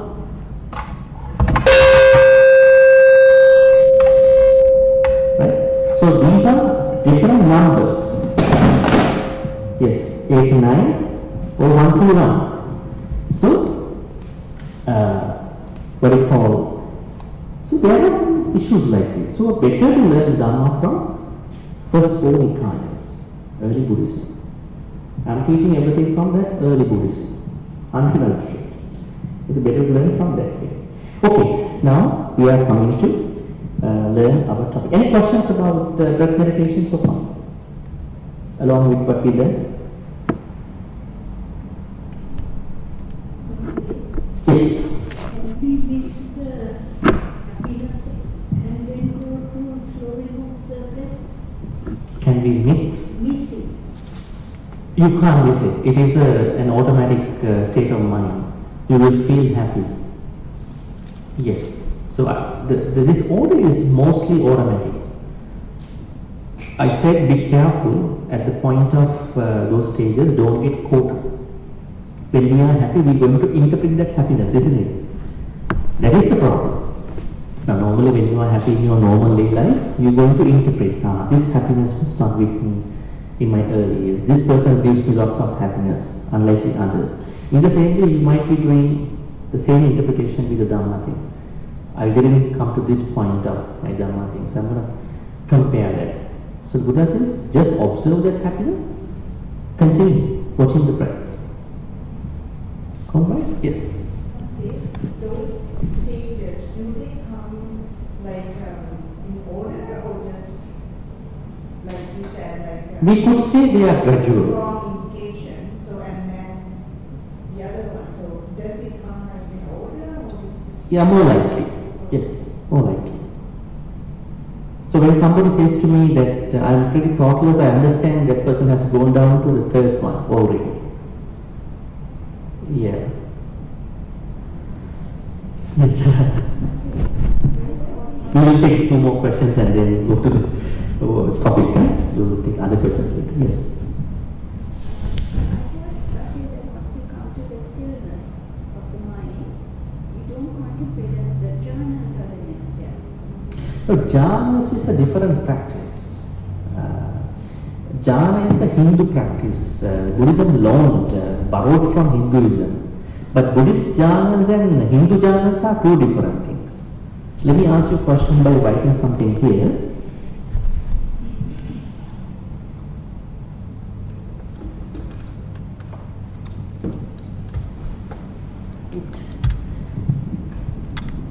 Now, what is the difference between Hindu jhanas and Buddhist jhanas? Or do you think that everything is same?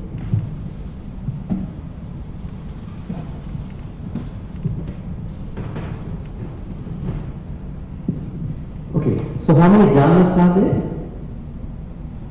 8 jhanas, huh? First jhana, second, third, right?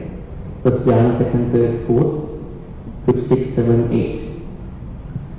Now, Hindu people practice jhanas just to attain bliss. Bliss. But the Buddha says when you practice breath meditation in this proper way, you will come to the first, second, third, fourth jhanas and then you go to anicca. Anicca perspective, contemplations. Because your purpose is to get enlightened one day if you really want to further. So there is a difference between these jhanas. Now, I think your question is, how do jhanas relate to this framework, right? My question was, once your mind comes to a still position, like it's totally still, your next step was contemplation, but I didn't think you could contemplate it after When you come to contemplations, the stillness. I didn't know the next step was that contemplation. is the Buddhist version. When the mind comes to the peace, they end up with the bliss, the Hindu ones. But the Buddha says no, you don't need to end up Because then you are not able to go to Vipassana level. Contemplations are Vipassana style. That's why the Buddha said in one sutta, Attaka Nagara Sutta in the Majjhima Nikaya, even the practice of metta, loving kindness, enough to attain Nibbana.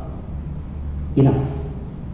How does it work? You practice loving kindness, metta, as given by the Buddha in Metta Sutta, and then you go to anicca, looking at Metta Sutta, metta practice with anicca, that will help you to attain Nibbana. You don't have to go with the jhanas. Jhana is one practice. You can also enlighten by metta, karuna, mudita, okay. There are 11 ways to attain Nibbana. The Attaka Nagara Sutta. Okay? This is one of the misconceptions that I am dispelling. A lot of people, they don't know. You have to practice only the jhanas. No, not necessary. It might work for some people, but the Buddha says 11 ways to attain Nibbana. Alright, the last question. Yeah, are those like you said, floating and we feel breathless? Are those related to the stages as anatta and so on? No, not near. Not near, very far. But the thing is that is an initial success of your practice. Good thing. That's why I'm saying, a lot of people think that maybe I might be in the neighborhood of Nibbana, maybe neighborhood of Sotapanna. It's not. But because our thoughts are not always trained, once we train, there are flashbacks happening. Right? Let's say you are someone who is very distracted all the time, but suddenly you want to contemplate on one thing in your life. There are different things. I think a lot of replay is happening at that point because you haven't concentrated your mind up a long time. In the same way, if you practice breath meditation in a better way, according to how I said in the Anapanasati Sutta, this will happen. But don't get caught up, don't interpret, just continue. Alright, now wise attention, our topic is. Okay, what does wise attention means? We call it Yoniso Manasikara. How many of you know this Pali? Okay. What does wise attention mean to all of you? Yes. Focus on the moment.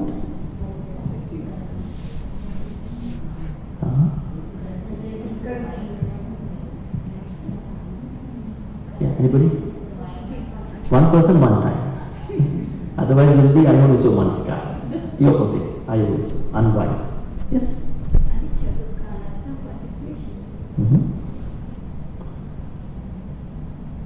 There is a literal translation and there is a contextual translation. We have to learn the both. Like, some English translations go by very confused way. There is a word called Kukkutara. Kukkutara. What is this? Must be a temple, right? Kukkutara.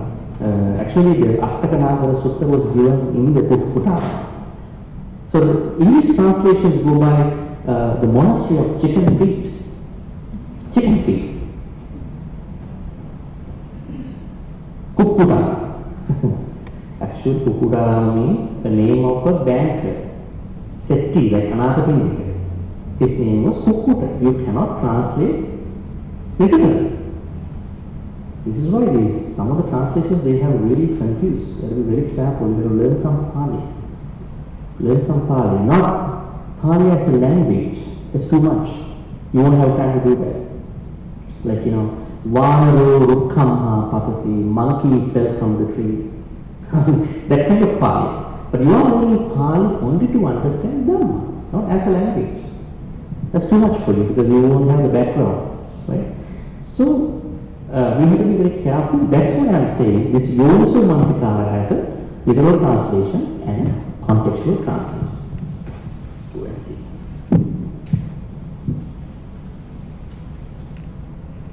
You can help me erasing the place, huh? Yeah. Then I can write. Easy. Yes, please.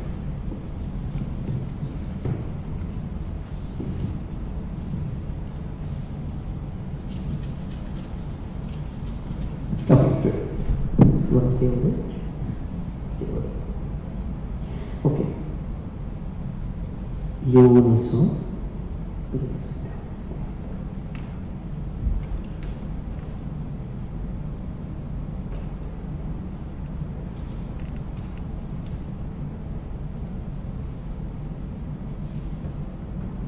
Manasika. Yoniso means yoni origin. Origin, huh? Origin. Or womb of a pregnant lady. Manasikara means attention. So how do we understand now? Do we have to understand the womb? Do we have to understand the origin? How do we understand this Dhamma practice? You also Manasikara. No, Manasikara. Manasikara means attention. Is attention automatic? Or we have to make it manually? What do you think? Attention is automatic. Yes, it's automatic. But wise attention, Yoniso Manasikara, is not automatic. We have to make it. So, Yoniso Manasikara means tracing any sensory experience down to its roots or origin. That's the contextual meaning. How do we explain that again? Now, let's take a sensory experience. If I put down here too. Tracing a sensory experience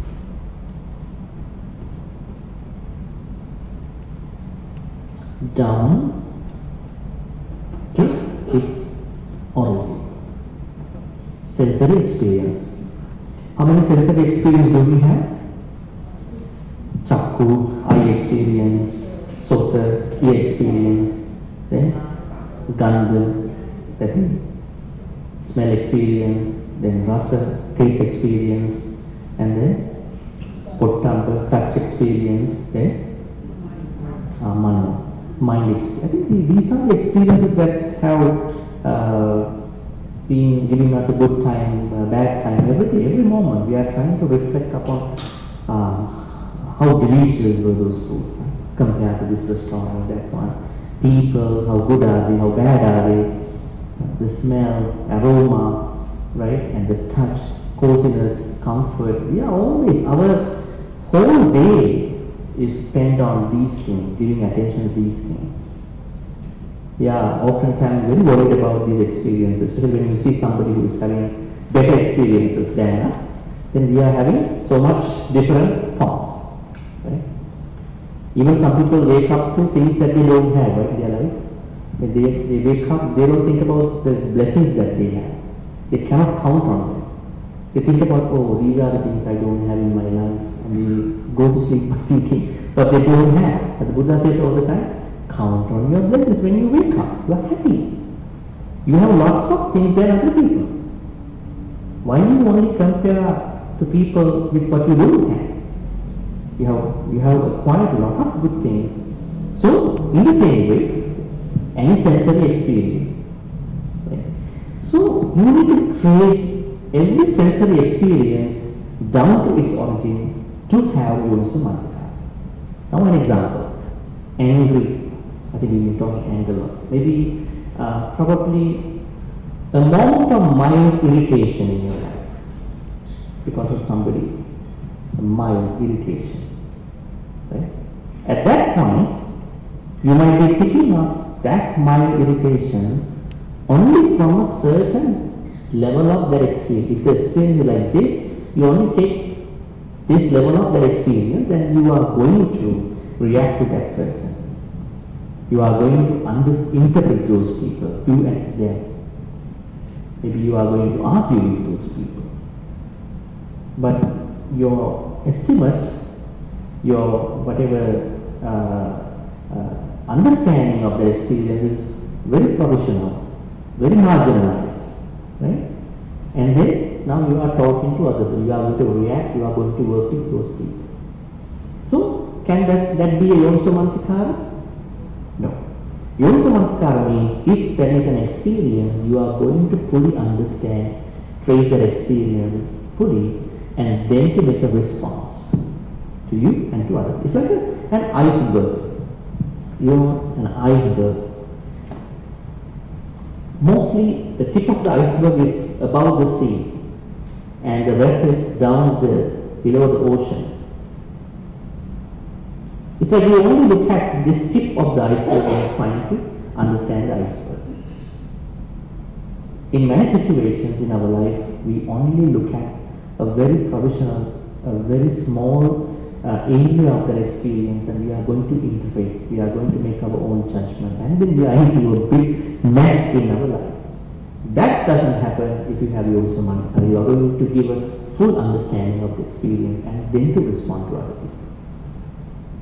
So is this a big deal to us in our life? Yes, it is. We understand people more, we are going to be patient more, right? So a lot of things happen. Yoniso Manasikara. So, An example? An example? yeah, my meditation. We can take all these experiences. I mean, let's say you have probably you find a good food. It's a harmless example, right? You find good food, and you are going to only, I would say, interpret that experience only from a certain area of that experience, right? And then you are not fully understanding the rest, even the people, especially things that are happening to us in a negative way. If you look at how did you respond to other people with negativities, you can find out that I have not properly evaluated that experience, and I just said something that came to my mind. And then those people were angry with me, probably not good with me. And I defended myself for what I said. So do not try to react to any sensory experience only by taking a very lesser version of, very minor version, the provisional level of that experience. That is Yoniso Manasikara in the broader, larger sense. Now, literal translation is, yes, going to the roots, right? Going to the roots of that sensory experience. So we can minimize a lot of apusalas by doing so. Lot of apusalas, I think almost all the apusalas. Now the importance of Yoniso Manasikara. Alright, what is the importance of Yoniso Manasikara? Where did the Buddha say about this Yoniso Manasikara? Can you remember?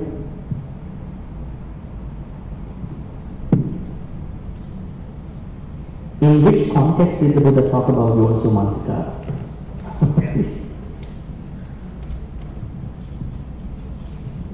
Now I am again asking your readings of some of the sutras. If you want to become a Sotapanna, stream winner, then there are 4 things that you need to do. Where is it given? Sotapatti Samyutta. Yeah. Sotapatti Samyutta of Samyutta Nikaya. Many sutras, almost 100 sutras. In all these sutras, the Buddha says there are 4 prerequisites for becoming a Sotapanna. The first one is what do you call it? Parato-ghosha. Parato-ghosha means listening to the Dhamma. What is easier, reading a book of Dhamma or listening to somebody? Which one can help you easily grasp the Dhamma? Listening. Because somebody has learned also. When we read, we may have run into a lot of mistakes. Translation problem, and the way how we have learned that before, right? But still reading is okay in a way. But parato-ghosha, that means listen to Dhamma. Second is kalyana mittata. That means if you want to become a Sotapanna, that means you have definitely improved this practice, you must be surrounded by noble friends. So this Dhamma practice is not a isolated house practice, not a forest practice. If you are isolated, how do you approach these Kalyanamittas?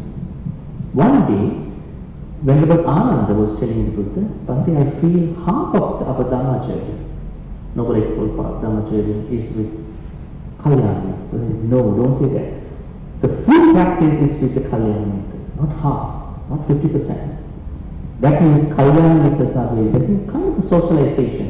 Good socialization is mandatory in pursuing Dhamma.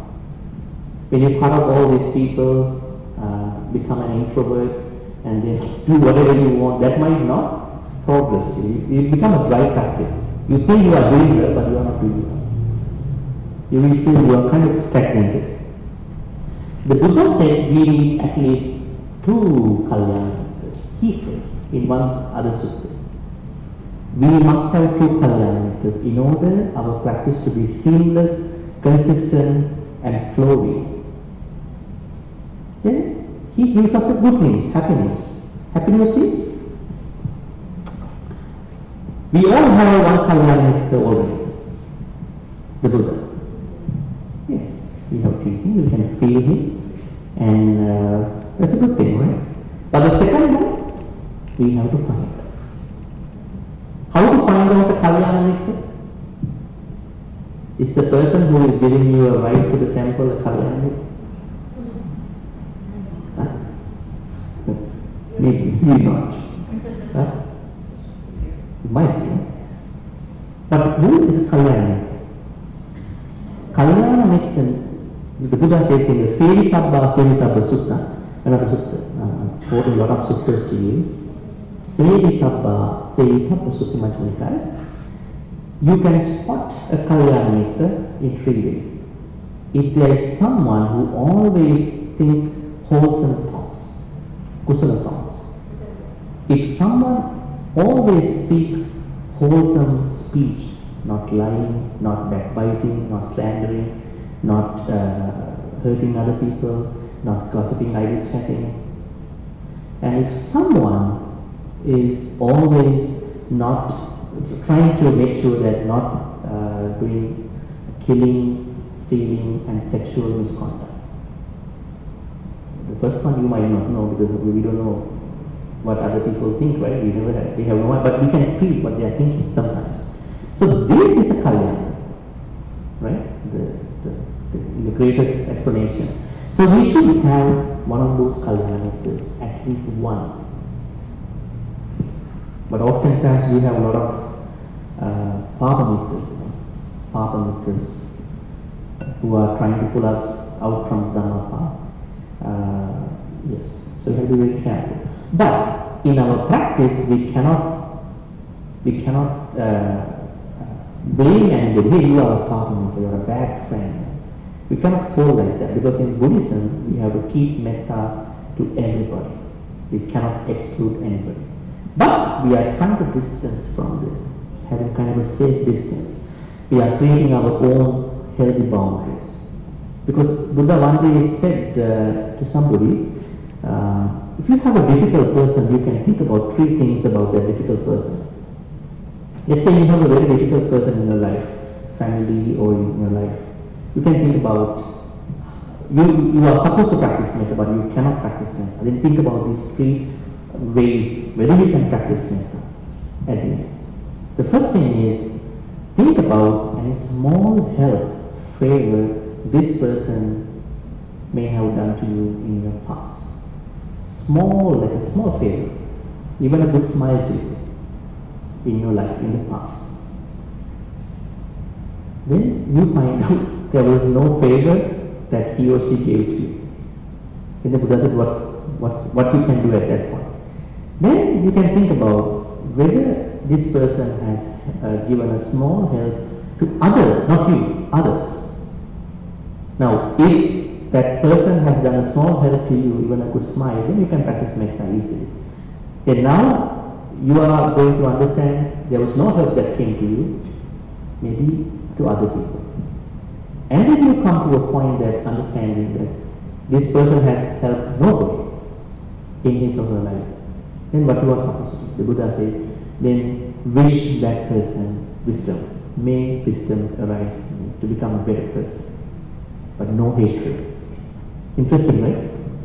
This is the Buddha's way. Right? So, Pavanitas, bad friends have to be understood, but keep metta to them. Because if you keep anger, you are going to be wounded. You are carrying unnecessary weight because we have a precious life. We don't have a lot of time in our life, so we are going to have a safe distance, but metta to everyone.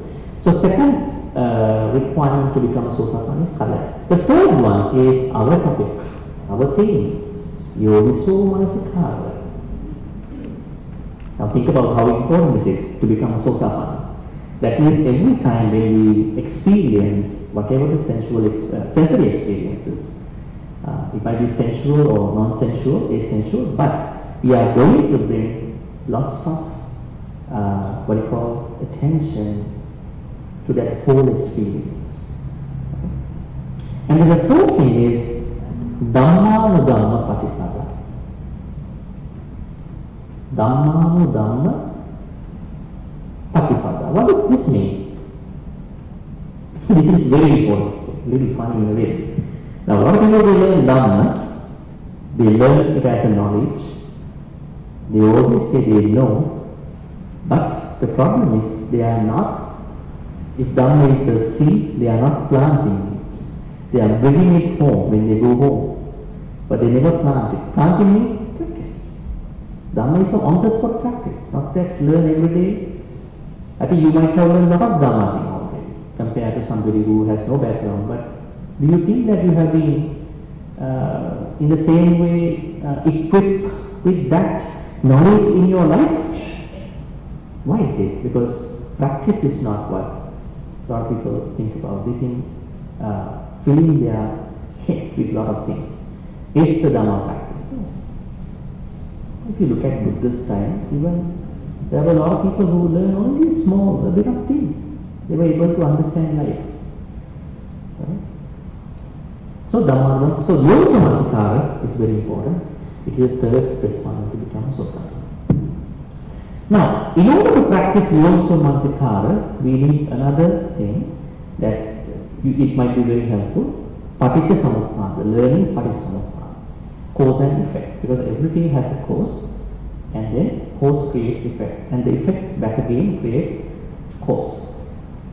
So the secondary explanation of the tracing a sensory experience down to its origin has this way: tracing backward and tracing forward. Let's say you have a sensory experience, you are going to trace it backward, trace it forward. How to do that?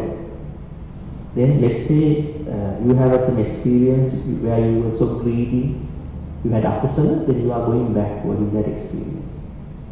Avijja, Sankhara, Vijnana, Nama, Rupa, Salayatana, as such. And then you are going forward, Tanha, Paccaya, Vedana, Nama, that way, right? So these two things are making up Yogiso Manasikara. And we need Yogiso Manasikara all the time. If not, we have unwise attention, Yogiso Manasikara. Now I will tell you another very important thing. Now we all are supposed to practice. What is our practice called? By understanding all this, what will be our practice? What should be our practice?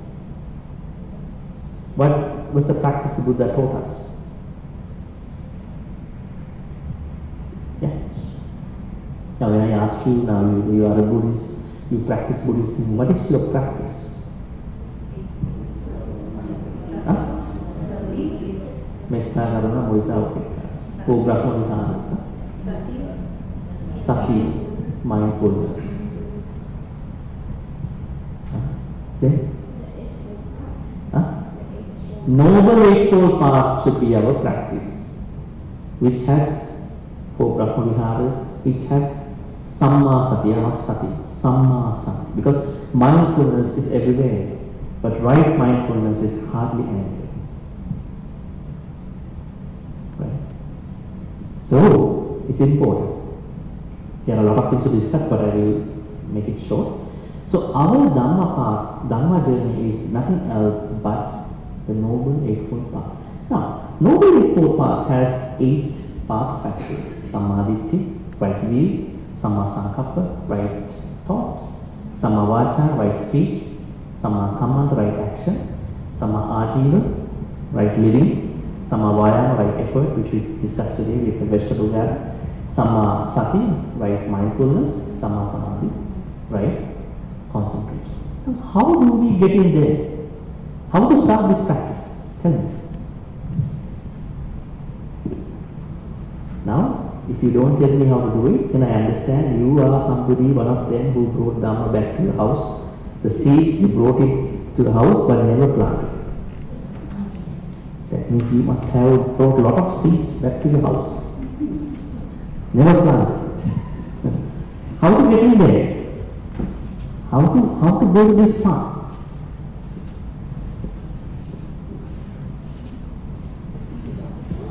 Huh? Yeah, I think you already doing that. Dhamma talks, yes. I think creating time and space for mindfulness. We need time, space for For mindfulness, mindfulness. like creating time. I think in a modern world, it's maybe about taking the time to practice. Taking the time. Yeah. Mhm. And then maybe when you're doing things like working, cooking, it'll come to you Okay. in from this practice. So you think time has stopped us in practicing? That's why you are looking for more time to practice mindfulness, or bringing more mindfulness to time? I mean, it's 24 hours a day. You have to carve time out. It's not that you can create more time, but using time mindfully. Okay. I mean, in another way, it means that you don't give enough time for mindfulness, and you think that mindfulness. Okay. If you can bring mindfulness as much as you can, then to all those tiny small activities, maybe. Yeah. How to get it? Huh? Being generous. That means, okay. That means if somebody thinks that I'm still not on that, I am not enough generous in that path. Generosity, dana. Okay. How to get in there? The same answer as she said, mindfulness. Mhm. The serious question, huh? I need serious answers. Huh? Yeah, same answer she said, right mindfulness. Yes, others? Sila Samadhi Panna. Okay. That is the layers of Eightfold Noble Path. But I'm asking how to get in there. It's not about the Noble Eightfold Path. How to get in there? If it is a place, how to go there?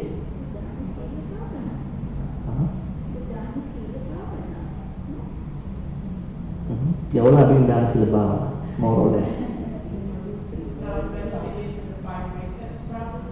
5% Sila. Chanting. All these are good things. I mean, but there's a particular way to go there. Actually. Structured way to go there. Structured way. Others, yeah. Yeah, she said the same thing. Right mindfulness. Yeah.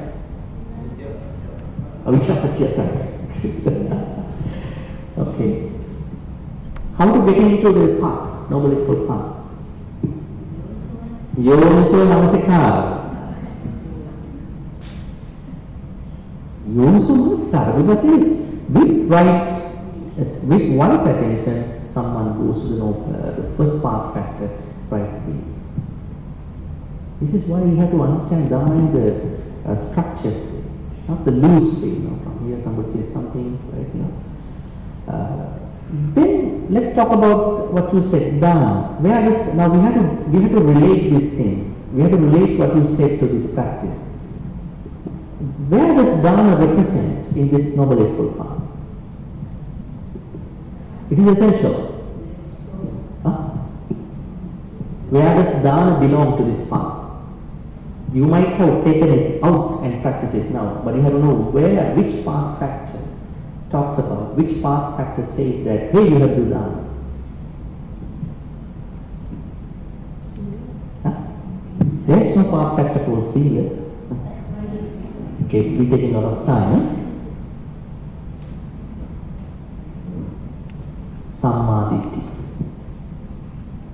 You practice Dhamma because of Sammaditi. Why is it? There are 10 things. 10 things in the Samadhi. 3 of them are about dana. We have to have a perspective in our thoughts.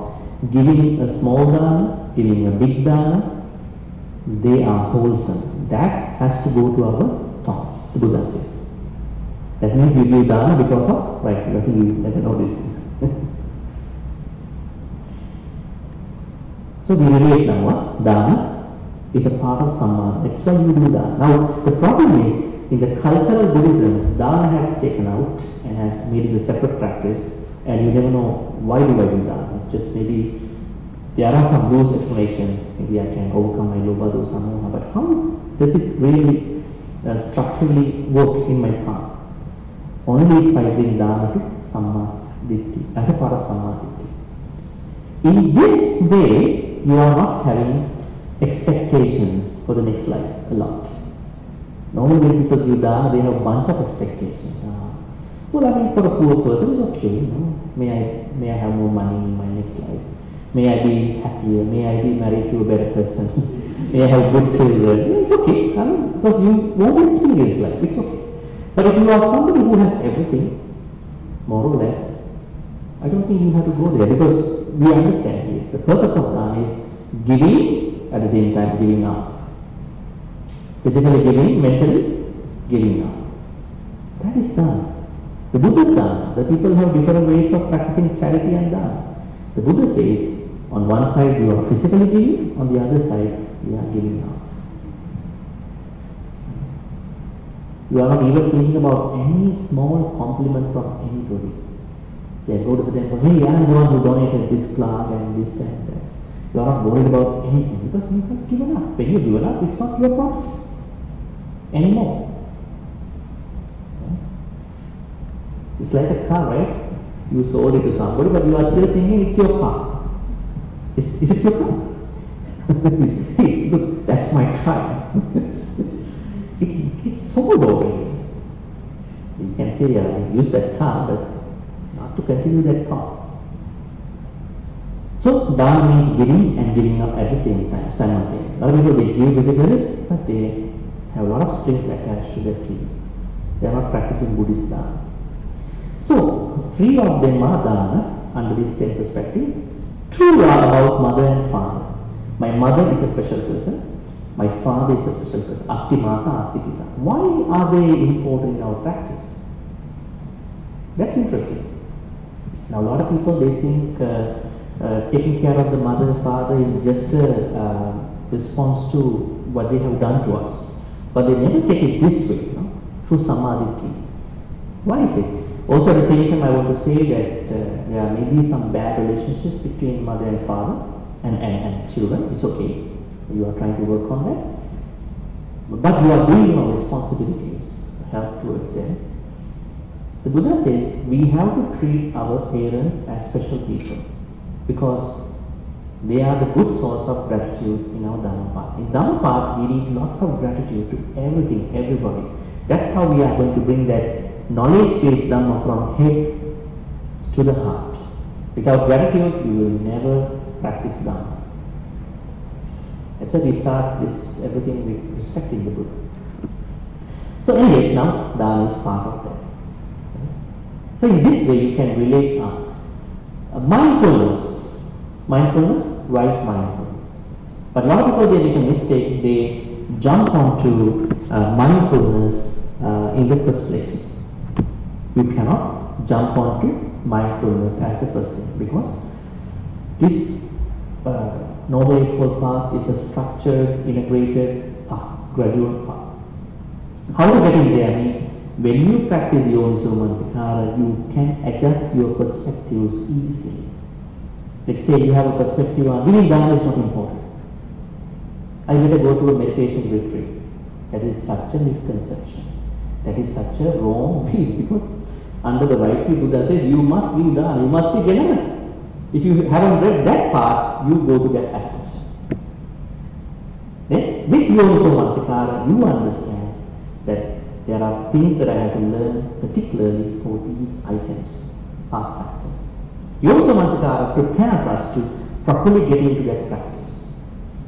not just to grow up in the darkness, like some people do. They do a little bit of Samavacha today, but tomorrow they do Michavacha. They are truthful today, but tomorrow they are lying so much. Today they are very good, but tomorrow they are gossiping a lot. That kind of practice is never going to work in this way.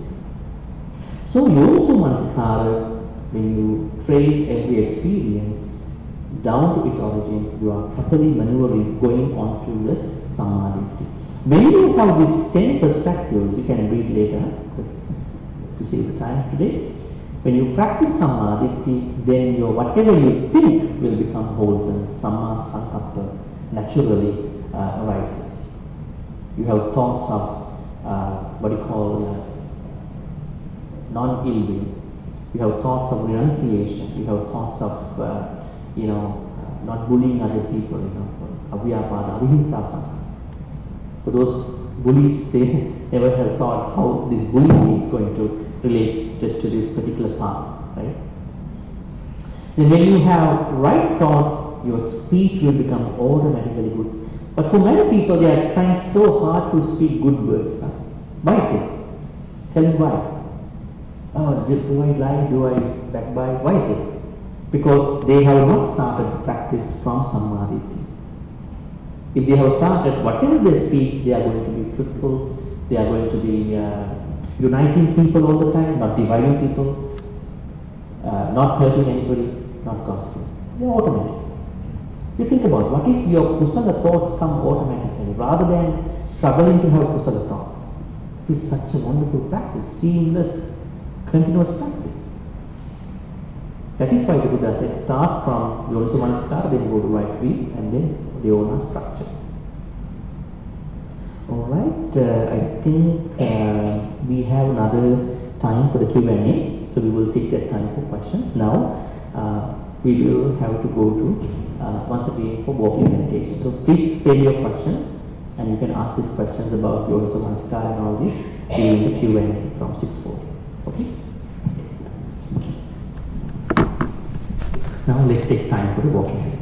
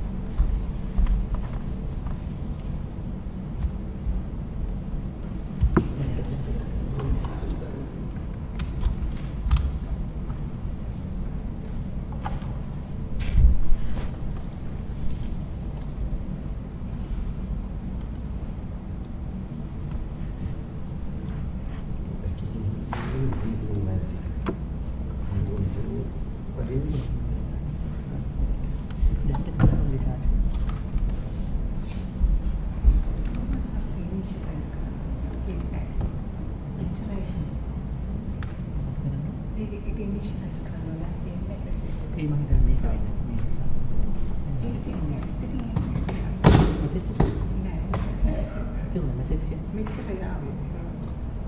ඒ කියන්නේ මේ දාස්ය ආවේ නෑ. දාස්ය ආවේ නෑ. යාස්මී කියලා කිව්වා. හරි හරි. ඒක වෙන්න නෑ. ඒක වෙන්න නෑ විතර.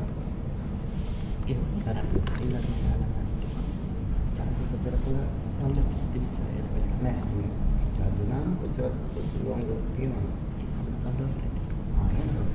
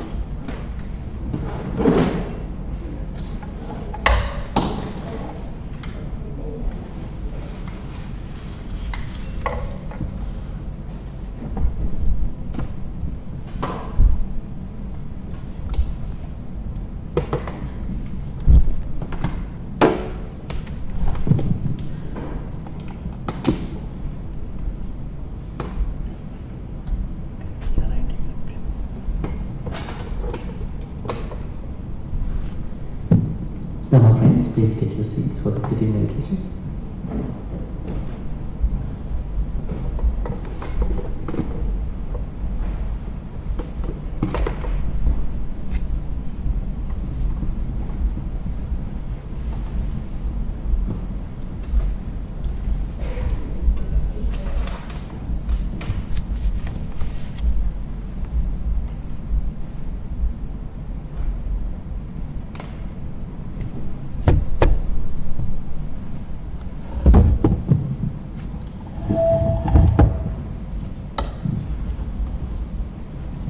Can somebody inform others to come inside when we start sitting meditation?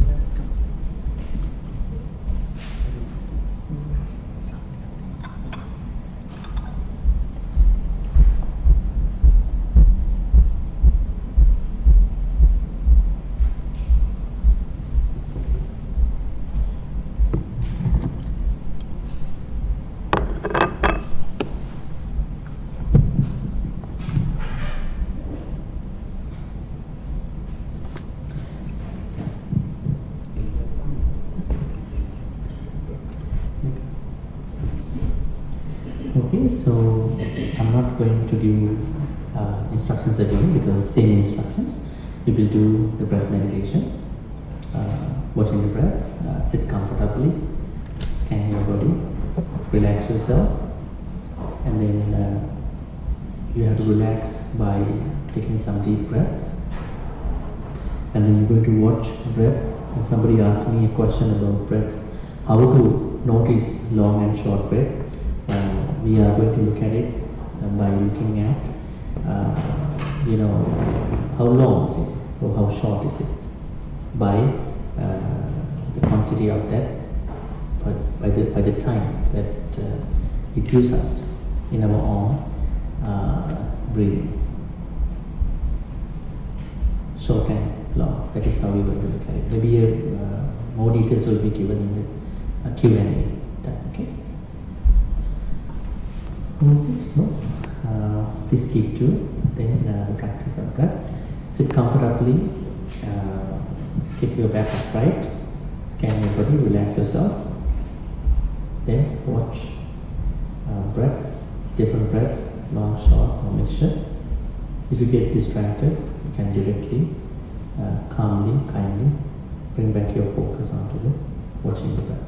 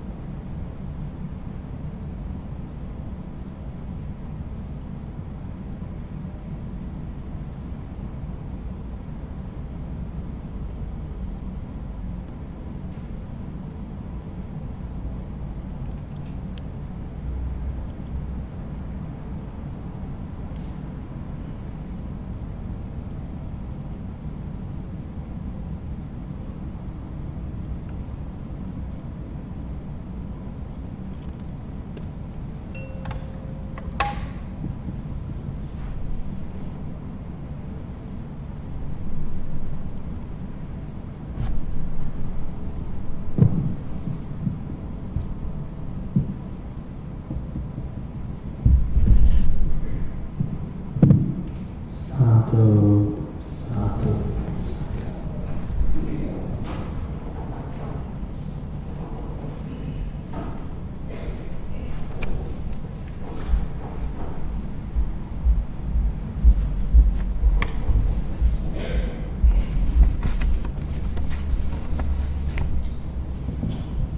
Now we are moving on to the Q&A about the Dharma shared today. Wise attention, Yonasanasika. Do you have any questions about it? You can raise your hand and ask it.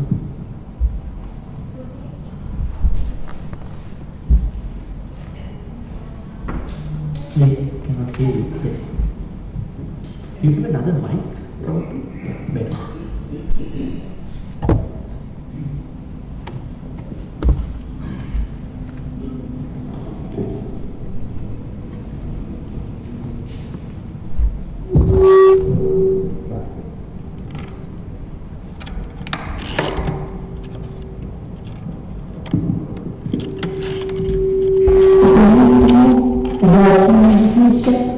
Give me a second.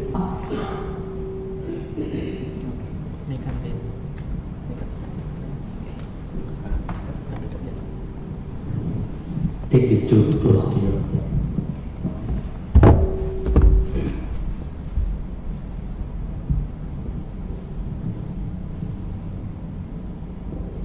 When we do walking meditation, how can we put it into Yoniso Manasikara? Because it is also a sensory experience. Walking meditation itself is a Yonasanasika. Because normally when we walk, we don't think about what's happening. We don't go to the roots of the walking. Watching how that initial walking happens itself is the wise attention. Otherwise, we are walking for something else. That is Ayonasanasika. That's why we have kusalas most of the time. So normally meditations are themselves wise attention practices, normally. But there are ways to practice wise attention without certain meditations too, because right mindfulness is the overall name of this practice, Sammasati. Sammasati is achieved through 4 Satipatthanas. 4 Satipatthanas have individual exercises. Posture meditation, breath meditation. Yeah. Is there any particular steps in that so that we can analyze it as the experience goes to the root of it? Are you asking any stages about wise attention? Well, I mean, I would say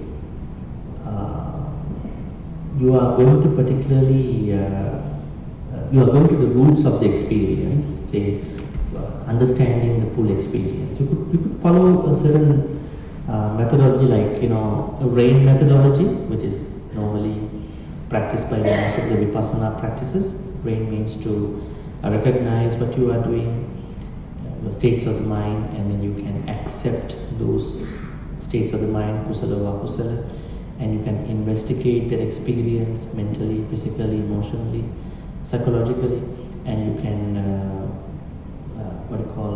N means non-identifying. You can non-identify, that means anatta. That kind of method will be easier to think about wise attention, but I think you don't need as such, because sensory experiences are always happening. So if you go by a methodology, it's difficult for you to do that. So better to think that when something happens to me, when something is going on, I want to take a full picture of that experience. I think that kind of understanding is better, I think, rather than, because when akusalas are coming out, what is that methodology, how to follow? It's difficult, it's not going to work. Although you might see it as a mathematical clarity, it won't work. Better to give you a certain sense to yourself. When I experience anything from senses, I want to look at it from a broader perspective. This awareness is, I think, enough. And I think when we practice by ourselves, I think the ways and means how we practice could be different individually, because not everybody can go to the full picture in the same way, because they are also associating their personal, traits, characteristics. So just give yourself an idea that I do not react to states of mind without giving some adequate attention, maybe full attention to that experience. Okay. The two mics, somebody has to pass the two mics. Yeah, I think you could do that. Yes.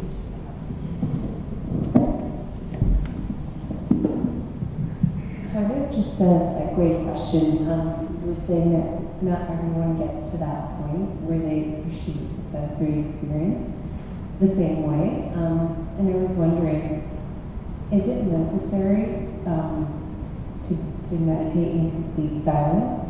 I'm finding myself meditating in my own practice of daily life, but with noise in some essence, like ocean noise, or it's called brown noise. That it's not. I guess it's its own sort of sensory thing, but I find it helps sort of dull out the thoughts, which are, I think, more harmful, getting to a point, because that's becoming harder to stop when it's completely silent, versus if there's some sort of noise. It's very consistent. It's not like music, but it's like a consistent sort of sound. It helps really hone in, and I know that I'm wondering if that's okay, and that sort of will get us to those points that you talked about. Well, concentration works in different ways. Now we are talking from a very sutta-based kind of concentration, which mostly associate kusala objects. Somebody might say, I listen to a song, I'm getting fully concentrated, fully immersed into that experience. I don't think any other thing. The song, it's okay, but the thing is that if you are really working on a nibbanic, like the Buddhist ideal kind of meditation, then the Buddha says it is better to focus on a kusala object. So there are two types of samadhi in Buddhism, concentration. One is miccha samadhi, the other one being samma samadhi. The Pali word for concentration is ekaggata, one-pointedness. Even someone who is planning to do harm to somebody has ekaggata. There's a mastermind, right? Somebody is planning along. Even a cat who is trying to catch a mouse has to plan. There is a certain ekaggata that the cat is bringing. Even a crane who is trying to catch a fish has a certain ekaggata. Even a drug cartel, criminal, maybe gangs, they have lots of surveillance, they have lots of ekaggata in their own way. They are miccha samadhi, wrong concentration. So what I can say is that when the meditation works for a layperson in their daily life, there are maybe two ways to take it. One way is that, as you said, you may be experiencing certain chirping birds, maybe certain sounds, maybe nature, maybe water. One lady became an arahant just by watching how the water fell from high place to the low place. Very interesting. How many times we've been looking at this thing? We go to Niagara Falls, we go to many falls. None of us become enlightened. But this lady, Patachara, famous lady Patachara, who lost all her people. She just watched how the water fell from a high place to the low place. See what happens to water. It's anicca, the change. But that really helped her to understand anicca, and she quickly attained Nibbana. So that means, although there are certain standardized meditations where you have to focus on kusala objects to become enlightened in that perspective, but there are many other ways to practice meditation, as you said. Yes, if you properly give proper attention to those things, but without getting caught up in that non-virtuous joy. yes, non-virtuous joy, right? Because we talk about the virtuous joy, piti. Normally when we are looking at these kind of stuff, we getting caught up in that experience. Getting caught up is the problem. So unless otherwise, that is a very good meditation. It helps to practice the Yonuso Manasikara. That is Yonuso Manasikara, because you look at it, but you are not having any strings attached to that experience. That is Yonuso Manasikara. It's just such a Western thing, right? Huh? It's a Western thing to have like a noise in the back. So, Yes. And today it seems like the focus is like original practices, right? Original, Steering yeah. away from, that's why I asked. But this is very permissible. I mean, I think we have to, because when meditation comes to our normal lay life, your normal lay life, these are very good objects to practice wise attention and then meditation. But if you are very Nibbana about, if you are too serious about the path, then better to, while you having that, keep a focus on the kusala objects. Yes.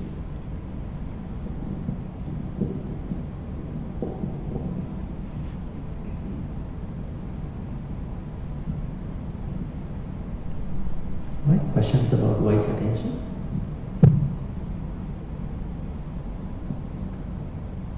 If you raise your hand, I think our gentleman can pass the mic, 2 mics to you. You don't have to come. You had a question about how do I notice long and short breath. Actually, you understand there are some breaths that are quickly happening, some breaths are happening in a little while. So that is a way we notice this is kind of a little longer than that short, kind of comparison between these two. Yeah. It's that in normal life, like we usually Get to know your breaths. Yeah, we don't pay attention to our breath, right? It just happens. Right? Yes. But when you meditate, I was trying to pay. Maybe you can take the mic. Yes.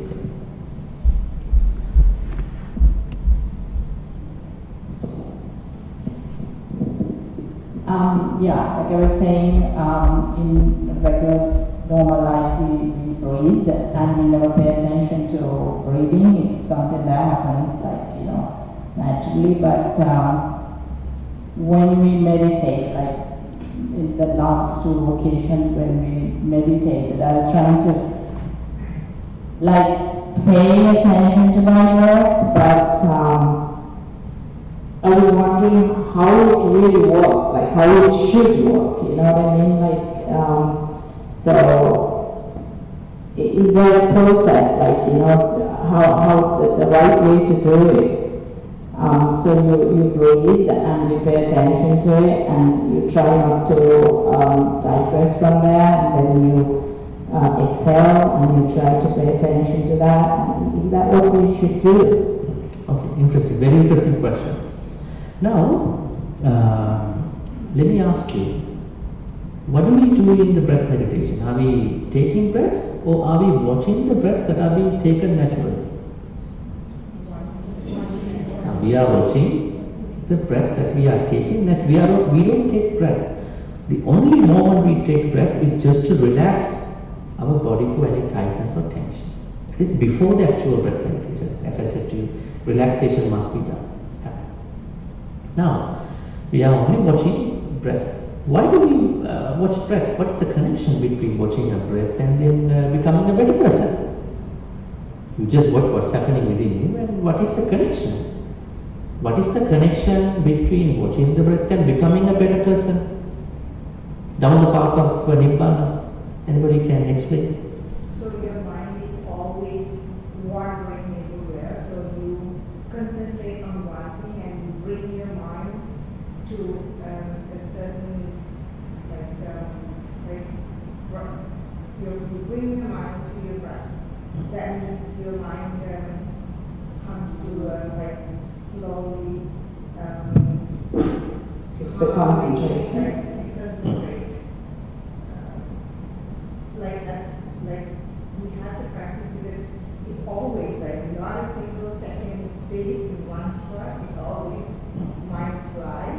So still like you have like let it go, bring it back, let it go. Like try to make more But the problem is, even the people who are doing akusalas, they have a lot of concentration. They cannot plan like that without being concentrated. Let's say somebody is planning to do harm to someone who is so concentrated, no distracting thoughts, only focus on attacking that person the whole day, all day night, all day long.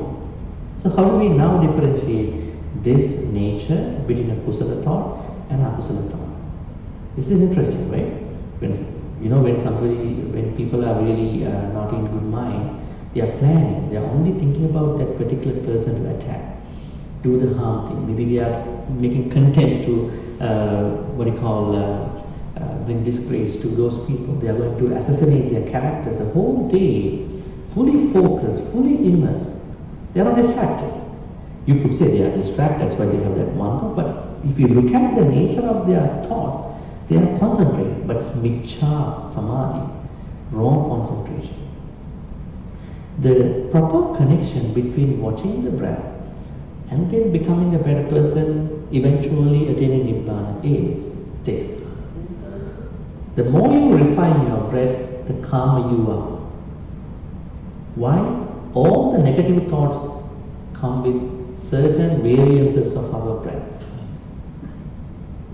Most of the negativity, let's say you are angry, you are frustrated, they all give us certain indications through the breathing, through breaths. So the more you understand these breaths, the calmer you are.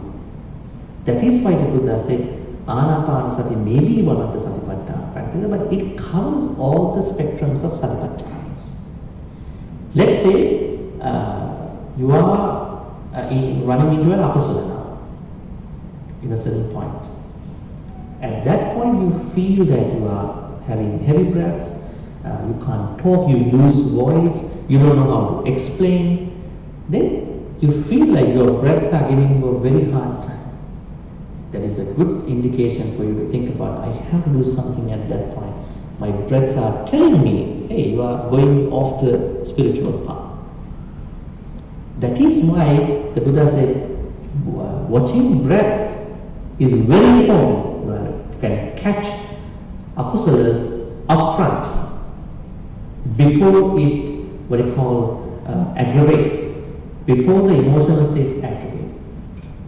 So that is the purpose of why we are watching the breaths.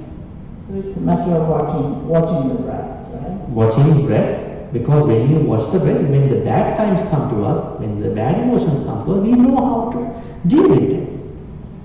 Otherwise, just watching the breath has no purpose. What is that process? Because there are many other things happening in our body, right? But breaths are really a little bit tangible in a way than the other things. Then next one is. Yes. We have a time for meditation challenges tomorrow, so you can ask more questions about meditation tomorrow. But wise attention, it's very interesting. Any questions?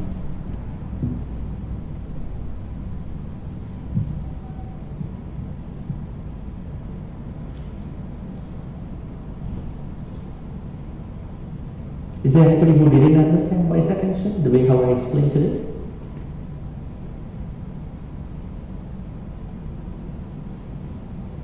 Yes, please pass the two mics to him.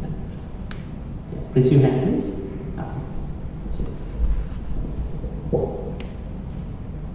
Hi, Bhante. Yes. So the question, I'm not quite sure what wise attention means yet. Is it simply just observing like an object or a breath, or is it observing it in a particular way? You're not sure about what is watching breaths? No, so I understand you're observing the breath, but I'm not quite sure what wise attention means. Does it mean observing the breath in a specific kind of way? I'm confused about that. No, I did not connect wise attention to breathing meditation. This is an off question from meditation. She asked me actually. Wise attention is a full practice. Now every meditation is a part of wise attention, because in wise attention is the starting practice. Now let's say for many of you, maybe not you, probably, many of you who come from Sri Lanka, they have a certain way how they tapped into their Buddhist life. Maybe their parental background, maybe they used to go to a temple, they may have started from dana and we see the temple activities, right? So that is their cultural way of practicing Buddhism. It's good, that's how, not everybody comes in same way. Now, if you ask how someone gets into Dhamma, the true Dhamma, then the wise attention is the entry point. That is the entry point. So that means we have to capture the full experience to understand how to react, how to respond. So when you give that full understanding, when you take it in a full understanding, so you understand how to respond by calming yourself.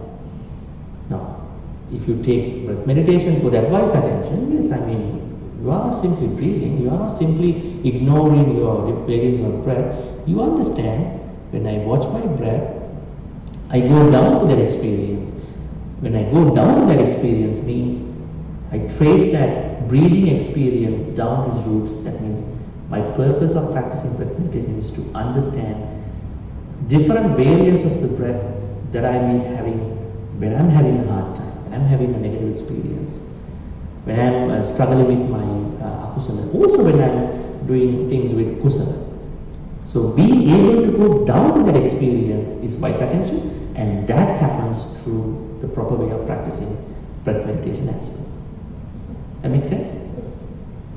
Another question I had was, are you in breath meditation, are you specifically watching a point, like the nostrils or the upper lip, or is it just... Very good question. Now the Burmese tradition, picking up them, they have done a good amount of things to Buddha Sasana. Now you may have heard that some instructions are going for long term, that you may have to practice, maybe there's a focal point, center point of your body for breath meditation. There is no as such. The Buddha says this in many suttas. Ujum kayam panidaya, keeping your back upright, body upright. Parimukam satim upattane. Sati means right mindfulness. Parimukam, mukha means not the mouth in Pali, mukha means the whole face. So you have to bring right mindfulness in front of your face. So this profile. But later on, the commentaries and other small school, they say it might be nostrils, it might be the tip of your nose, it might be tummy, it might be everywhere with the Vayu Dhatu, air element. So they are kind of secondary explanations. The Buddha says in many suttas, even Girimāna Sutta, you have to bring your right mindfulness, or I would say awareness, in front of your face. So this profile. Let's say you are in a place which is very windy, you feel the air element comes and then hit your eyes, and you feel the breaths. Yeah, there's no one particular place. Yeah, they are all Pali commentaries, and then as such. It might work for some people, but the problem is they are not following the precise way how the Buddha said. Because if you are trying to pinpoint one place, you may develop a certain addiction to that place. Mukha samipe, I mean around your, maybe around your nose, maybe nostrils. Then you think that my breath meditation only works only by watching the nostril, tip of the nose, something like that. So don't need to locate a certain particular place, rather than the whole profile of you in front of your face. That's what we understand. Okay.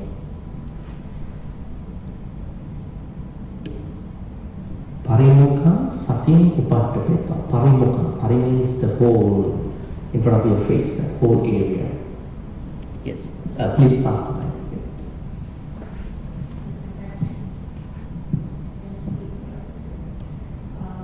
I think can you turn on the mic, please? No, the big one.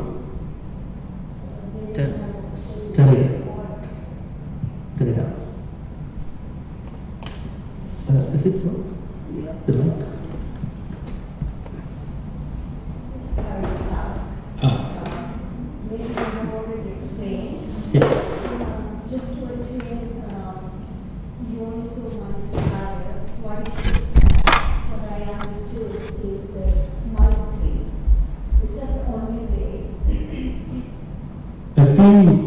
Yoniswa Manasikara. No, we don't attain Yoniswa Manasikara. Yeah, what do we do? Like, how do we get to that point? Yoniswa Manasikara.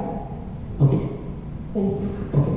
So it is not, well, wise attention is a way we are going to bring our attention to, because attention always happens. It is always happening. We have Ayoniswa Manasikara. We have wrong attention all the time. Unwise. It's a state. Yeah, let me explain. Now, we have an attention all the time. Right? Already we have an attention. We call it Manasikara. Manasikara is always present. You don't have to worry about it. But now, we are going to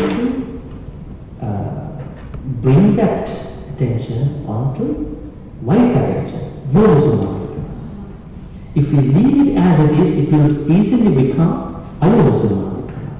That means unwise attention. Now, if you are asking, Unwise Manasikara means akusala or well, I mean, if you do not bring your attention to Yoniso part, that means you are always picking up with akusala. You are picking up akusalas all the time. Because when you are, now for example, in our daily life, maybe in your life, people are asking, hey, pay attention to me, pay attention to me. This is very important conversation. Like people are telling you, this is more important than what you are doing. This is kind of a secular way of working, way of looking at it. That means there are things that we have to pay attention to. There are things that it is not necessary to pay attention to. And if you bring this analogy to this Dhamma practice, in Dhamma practice, if we are not giving wise, kind of wisdom-based attention to our experience or phenomena, then our attention is split, and then we are not seeing things as they are. We are seeing things as we are, which leads up to akusala and then papancha and then all the kills. So that is the purpose of, that is why we have to bring our attention to wisdom. We call it wise attention, Yoniswa Manasikara. How we are going to do it is that we need to go to the bottom of that experience. Then you are trying to clear up akusala elements, and you are trying to bring up improved kusala elements. how do we go to the bottom of the whatever? Do you think that we need to have some gadgets? Okay, this is kind of a way of looking at something. You know, we have our own perspectives. It's your own perspective. You may have your own perspective, but through that perspective, rather than catching up the experience from a marginalized level, from a smaller level, you are trying to understand the whole event of that experience. Now, say for instance, somebody criticized you yesterday, and you are so angry about it. Maybe the person was so much held by you, and you are thinking it shouldn't have happened. But then you are now driven by that thought. That means this shouldn't have happened. I have to say something to this person. But you also think about another way to look at it. Maybe that was my previous self. It's not me. It was my previous self that was blamed by this person. Right? Maybe that person lost his proper mindfulness in talking. So you are trying to change the way how you look at it, because in order to change the whole way how you look at it, you need to go to that full experience. Give more attention to that experience. I think we are not giving enough attention to that thing. In other words, I could say when we want to do kusala, we have to give more attention to kusala things. Otherwise, let's say you do dana today, and your next dana will be next year. So you are trying to keep it as it is. You're going to keep it up with that. Give more attention then, because we are giving more attention to akusalas, and we end up with Ayoniswa Manasikara.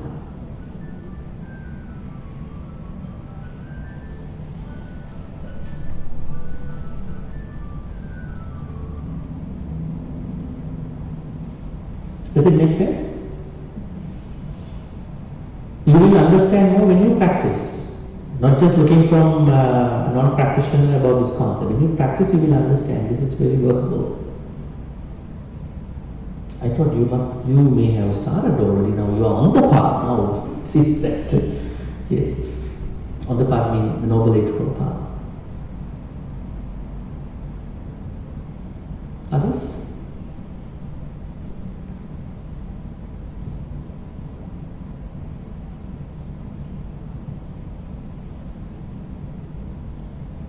And did you also understand the connection between wise attention and then the Noble Eightfold Path? This is very, very important.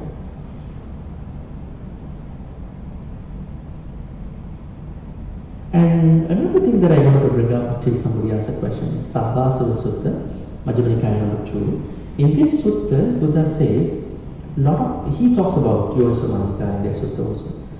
He says, why a lot of people are making akusala is that the problem with their practice, janatova, passatova, asavana, kayamada. This is what he says. That means, in order for you to diminish your akusalas, it is not adequate only to know that these are akusalas. You have to see them at the time of experience. Janata means a lot of people know that this is bad, this is akusala.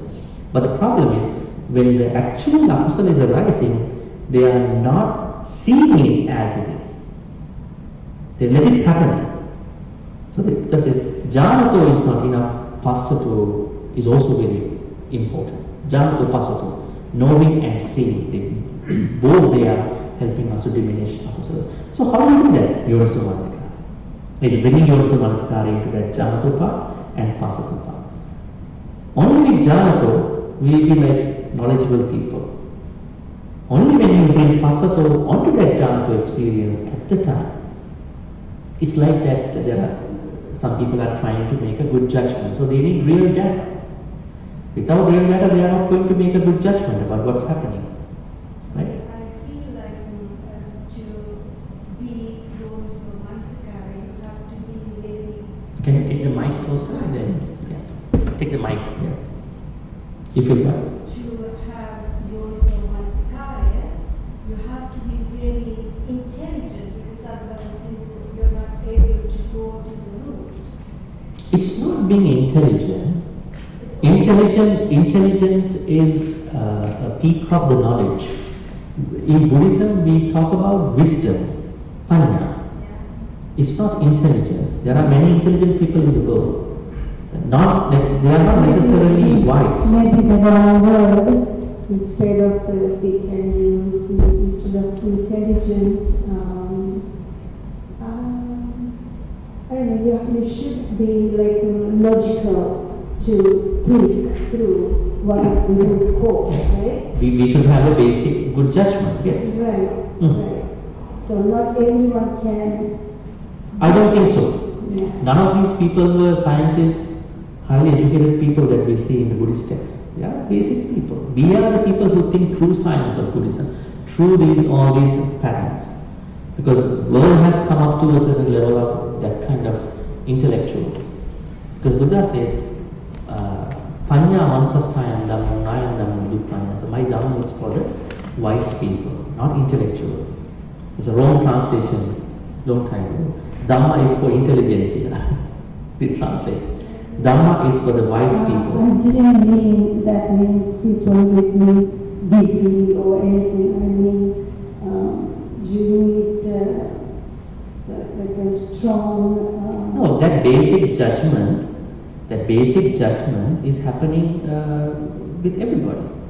Even who goes to a school or not, it's happening with everybody. If they really focus on that, they don't have to. I mean, of course, people have to study well, respect that. But yeah, so Dhamma is for everybody. Dhamma is for everybody. But we all have a certain level of judgment, a proper judgment. That's why the Buddha even said in the fifth precept, Sura Mereya Majjapama Dattana Vedamani Sikkhapadam Samadhiya. What does it mean?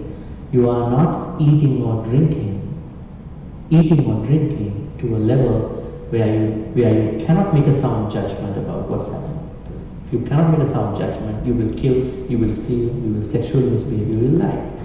So I think it's presenting all of us, more or less, practically. If you are a scholar, you may have a different level of, maybe you have a high level of that. It's okay. But the problem is, we are not worried about people's educational credentials. We are worried about whether they are able to improve their wisdom. That wisdom has connection to the past life, this life, and all these things. So definitely, we all have a certain level of judgment that is supported by our parents, maybe our environment, our schools. Yeah. So, yeah. Okay, thank you. Yes.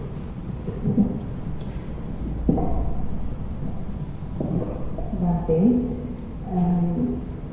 Yomasuya Manasikaya and seeing your mind through your own self is the same thing or different?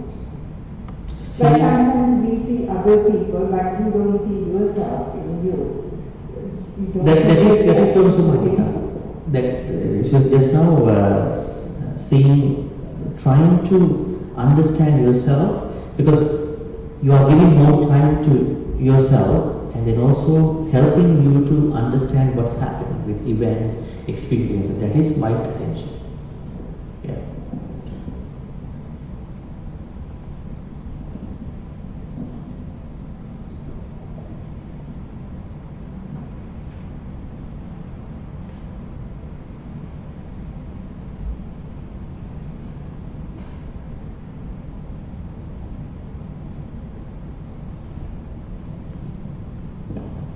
Others?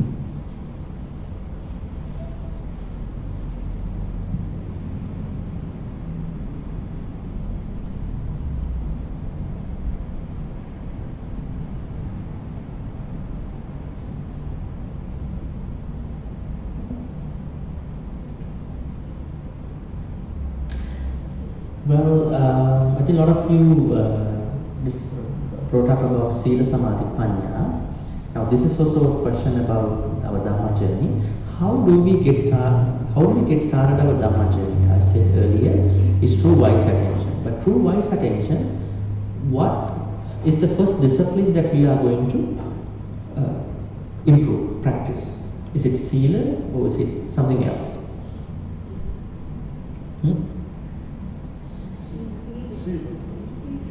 So you have to start your practice with the Sila. That is not how the Buddha said though, in the suttas. If you look at the Noble Eightfold Path, Buddha divides this path into the aggregates, disciplinary aggregates. The first two relate to Panya. Right view, right intention of thought belong to Panya. That means, if it is gradual, you are starting from a certain sense of wisdom. Isn't it? Yes. Samma Sankappa. Then Samma Vacha Kammanta Ajiva, they belong to Sila part. Good speech, good action, good living, Sila. Good conduct or morality. Then Samma Vayama Sati Samadhi, they belong to Samadhi. Then how do we understand this? If you look at closely the Dhamma path, through wise attention, you are supposed to have a certain sense of wisdom before you start the journey. Why is it?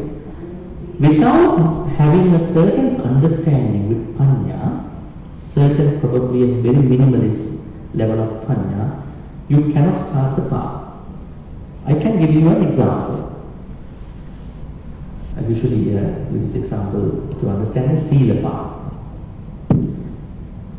Suppose there is a 3 months old infant, 3 months old. Does this 3 months old infant kill other beings? There's no killing happening with the 3 months old infant. Does this 3 months old infant steal other people's stuff? Does this 3 months old infant sexually misbehave? Does this 3 months old infant lie? Does this 3 months old infant take any drinks or food to an extent that he or she cannot make a sound judgment? No. Then 3 months old infant has more Sila than you. What? Huh? Yes, sir? What is it?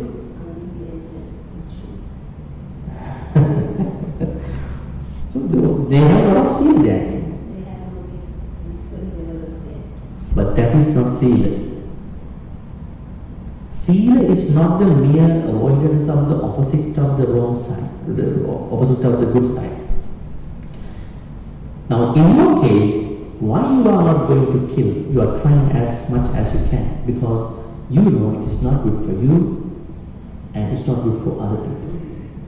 Why you are not going to steal? And you are trying so much not to do that because it's not good for you, not good for other people because they have a lot of things that they have possessed dearly, cordially in their lifetime. Why you are not going to step over to other people's relationship? Because nobody would like to have a breakup, divorce by messing up with other people. Right? Why you are not going to lie? Because you mislead yourself, you mislead other people. Why you are not going to take intoxicants through food or drinks? Because it clouds the mind. Thereby there are repercussions to you and to other people. So you are intentionally avoiding, not just merely avoiding. That is seal. In order to understand this, you need some wisdom. That's what I'm saying. How do you know this without a certain level of wisdom? That is why the Buddha said, Sammaditthi, Sammasankappa. Then we have to take this way. Panya, a little level of panya, sila, samadhi, and the lofty panya, the higher panya, which arises after a successful practice of samma samadhi. For those who thought that they started from sila, they never made the move to the samadhi. They ended up with sila. So we call it silabbata paramas or atta-kilamatana. Wrong practice of sila. Silabbata paramas. Buddha said, this is a fetter that you cannot go to the next level. You will not be able to attain sotapanna. Right? So then you understand our practice, along with the support of wise attention, must have a certain sense of panya that helps us to go to sila. Before sila, because I have to understand, you have to understand why do I practice it. So you need a certain level of wisdom. Not that lofty one. It won't arise.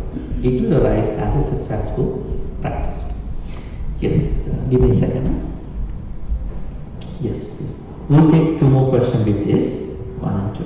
It's a follow-up to what you're talking about, starting with the starting point, the baseline.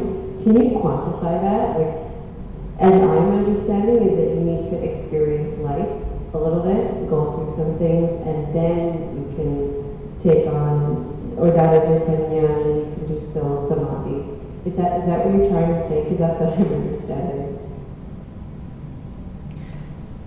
We need to, I think we have been experiencing life so much.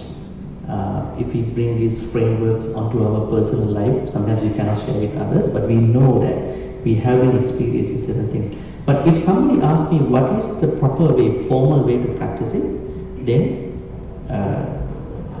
panya, we need to have a certain level of panya. That means none other than sammaditthi and sammasankappa, right view, right intention.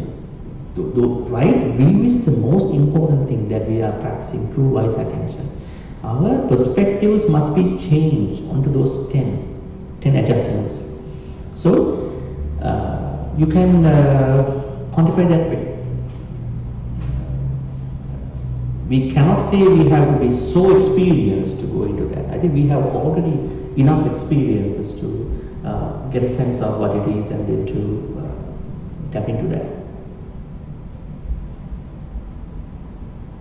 Someone might say, I am not still experienced enough to get into practice. You all are experienced in your own. You have so many experiences. You might not share with us, but you have so many experiences. You can think about, bring them to wise attention and then samadhi. Alright, one more question before we go to the chanting and sharing.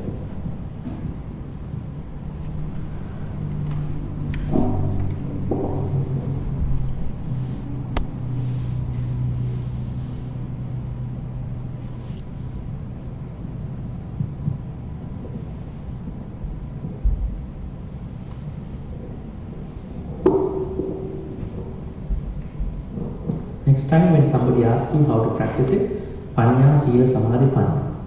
Or Sila, Samadhi, Panya. But Sila, Samadhi, Panya were given in that way just to identify certain factors. But the real practice needs, that's why what is it? Panya, Sila, Samadhi, and then the Panya. You don't see Panya part. Somebody might say, after Samadhi, what is happening to me? Where is the Panya part? At the end of the Samadhi. Panya, wisdom swells out of the right concentration. It swells out ordinary. Right? You are not going to get it. It is arising naturally. Right? It's arising naturally.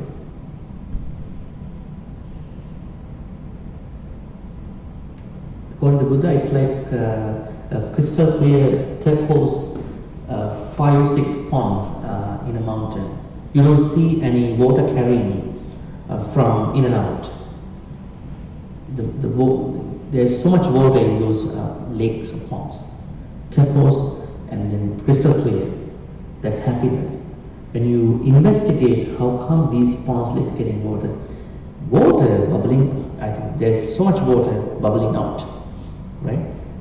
It's because you have brought your practice to Samma Samadhi. Wisdom is automatic, wisdom is arising. That's how.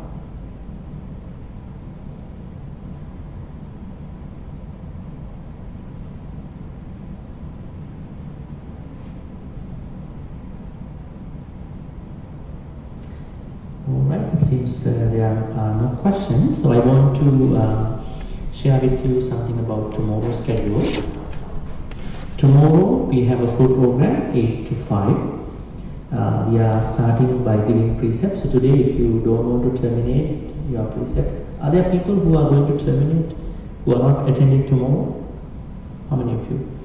So I'm going to give you the 5 precepts. Okay. Others, if you are going to continue, you don't need to terminate. You don't need to take 5 precepts. Okay?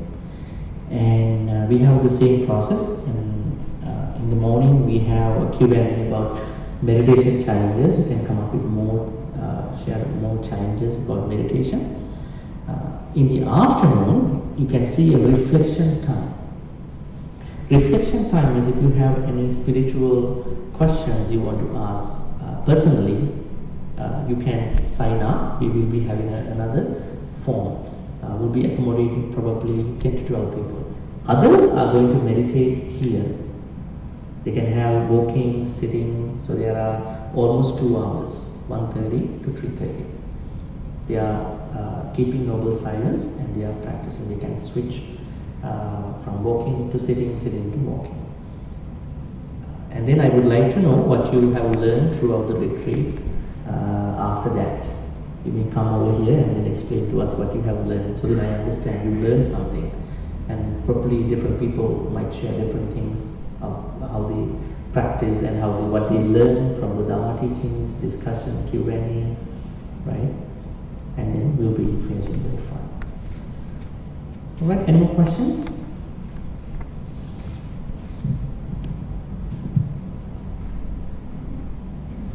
Looks like there are no questions. Okay, so we are going to wrap this up for today, the first day. We have a Punyanamodana for today. I was given a sheet about Punyanamodana for, I think mostly for the people who help out this retreat's first day with refreshments and all that. But before that, we are going to do a short chanting. May this chanting be always with you. May you be well and happy. May your Dhamma journey be well. May you, your family members, your parents, be always protected and blessed by the Triple Gem, Buddha Dhamma Sangha, at the same time by the Devanaga Mahika. Thinking thus, we are going to chant the Metta Sutta. Sadhu, sadhu, sadhu. Namo tasse bhagavatu arahatu samma sambuddhasse. Namo tasse bhagavatu arahatu sambuddhasse. Namo tasse bhagavatu arahatu samma sambuddhasse. කරණීය මත්ත කුසලේන යන්තං සන්තං පදං අபிසමිච්ච සම්පෝ උජූච සූජූච සුවචෝ චස්ස උරුවනති වානි සන්තුස්සකෝච සුභරෝච අපපකිංචෝච සල්ලහකවති සන්තින්ද්‍රියෝච නිකපෝච අප්‍රදම්බෝ කුලේසු අනුබින්දු නචකුන්දං සමාචරේ කිංකේන වින්නෝ පරේ සුඛිනෝ වාකීනෝ හොන්තු සම්මේ සත් භවන්තු සුඛිතාන්තා යේකේ චිපාන භූතත්ති තසාවාතාවරවා අනවසේසා දීඝාවාරේ මහන්තාවා මජ්ජිමාරස්සතාවකතුරා දිඨාවායේව අන්දින්තා යේච දුරේ වසන්ති අවිදුරේ භූතාවා සම්භවේසීවා සබ්බේ සත්තා භවන්තු සුඛිතාන්තා නකරෝ පරන්නි කුම්බේත නාති මන්නේත කත්ත චිනං කංචි භ්‍යාෝසන පටිග සංඥානාන්‍යස්ස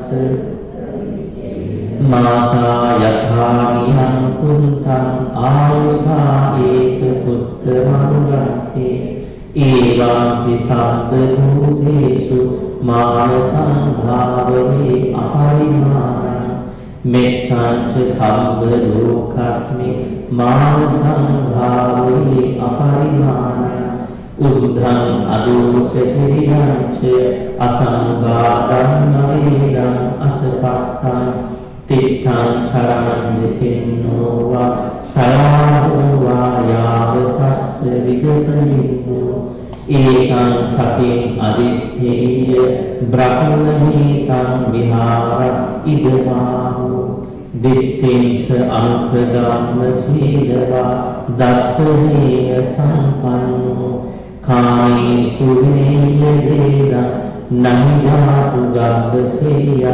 පුනරේති ඒකේන සච්ච වංජේන දුක්ඛාරූප සමින්තුතේ ඒකේන සච්ච වංජේන බයාරූප සමින්තුතේ ඒකේන සච්ච වංජේන රෝගාරූප සමින්තුතේ ආසීසනාගත සම්මීතයෝ විවරංජන්තු සම්බයෝ භූ විනස්සතු මාගේ භවං වන්තරායෝ සුඛී දීර්ඝායුකෝ භව භවතු සම්බ මංගලං රක්ඛන්තු සම්බ දේවතා සම්බ බුද්ධානුභාවේන සදා සුඛී භවන්තු තේ භවතු සම්බ මංගලං රක්ඛන්තු සම්බ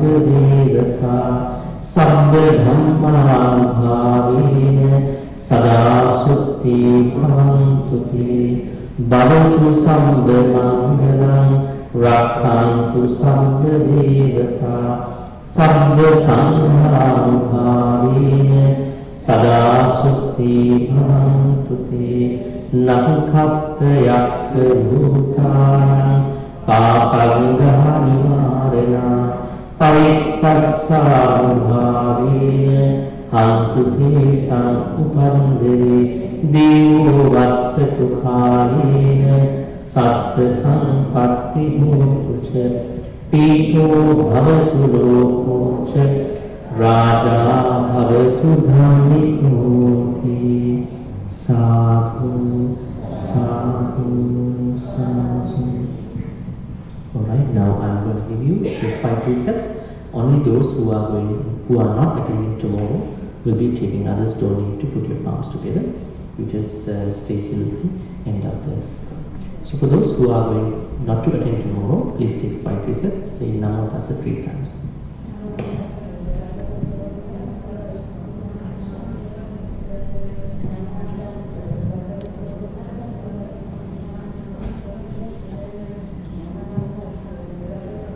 Buddham saranam gacchami Dhammam saranam gacchami, Sangham saranam gacchami, Dutiyampi buddham saranam gacchami, Dutiyampi dhammam saranam gacchami, Dutiyampi sangham saranam gacchami, Tatiyampi buddham saranam gacchami, Tatiyampi dhammam saranam gacchami, Tatiyampi sangham saranam gacchami. If you are keeping 8 precepts, don't take 5 precepts down. Just put your palms down. Panati pata vedamani sikha padam samadhiyami. Adanya dana vedamani sikha padam samadhiyami. Kamesu vichachara vedamani sikha padam samadhiyami. Musavada vedamani sikha padam samadhiyami. Suramire Machupama Dattana Vedamani Sikha Padam Samadhiyami. Sadhu, sadhu, sadhu. Now we are going to reflect upon all the good karmas we've been doing so far today. Since 3 p.m. We took 8 precepts and then practiced taking meditation 2 times, Anapanasati 2 times, and listen to a Dhamma talk about wise attention and engage in a Q&A about wise attention. So much good karmas we've been doing until this point of time. May all these good karmas be transferred to all the departed ones who passed away in the name of all of us. May they be well and happy. May they attain the supreme bliss of Nibbana. Sadhu, sadhu, sadhu. Idami yati namutu sukita hontu yatiyo. Idami yati hontu yatiyo. Idami yati namutu sukita hontu yatiyo.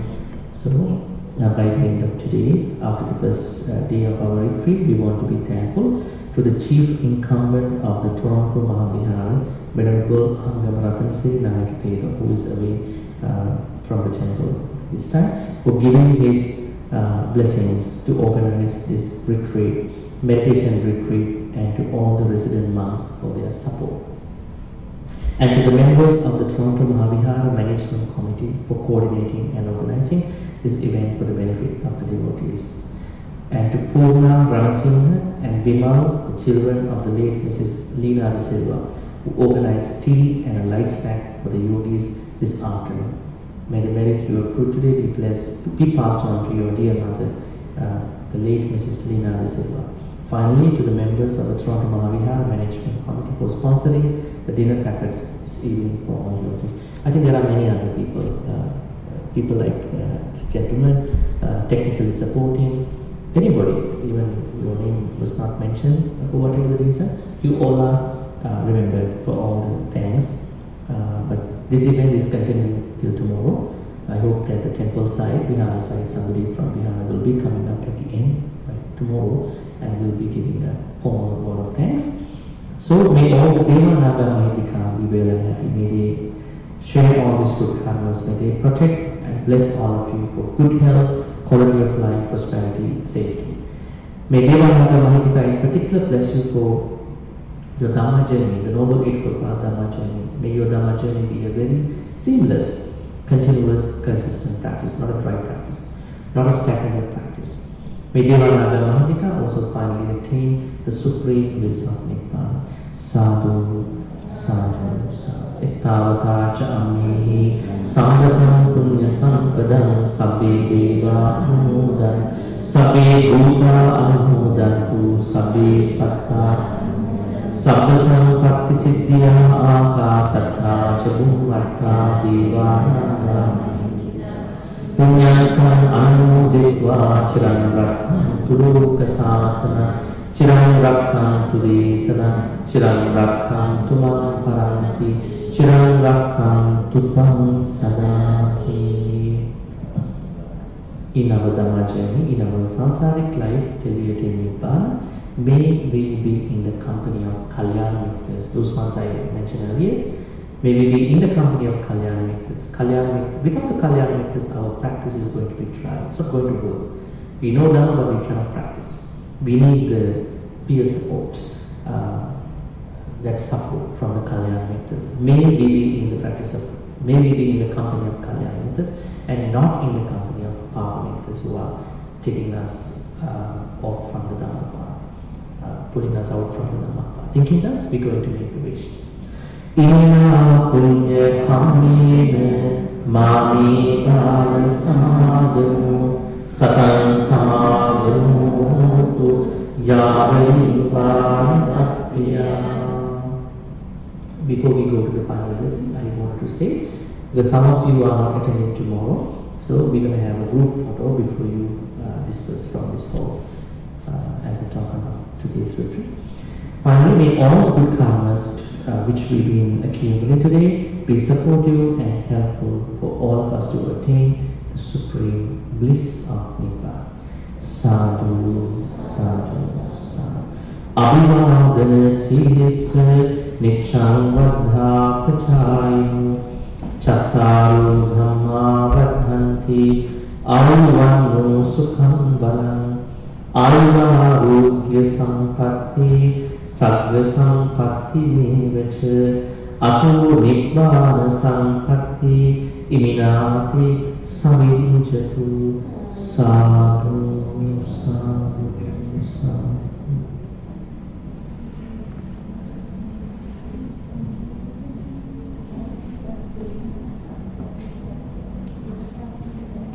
I'm wishing you a good night, at the same time safe driving back home. Looking forward to seeing you tomorrow, 8. Thank you. Anumodana to everyone. And yes, so this gentleman is going to take a picture, all of us. So maybe you can squeeze on both sides and he will take a picture. As a group.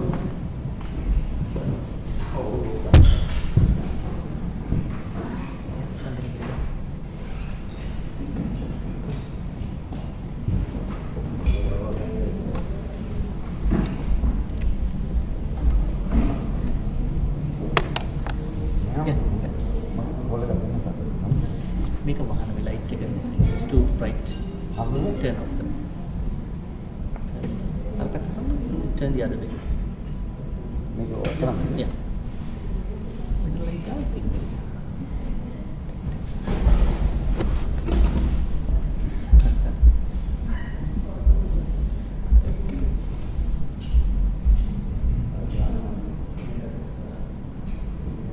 Hari ini debating wadi bina.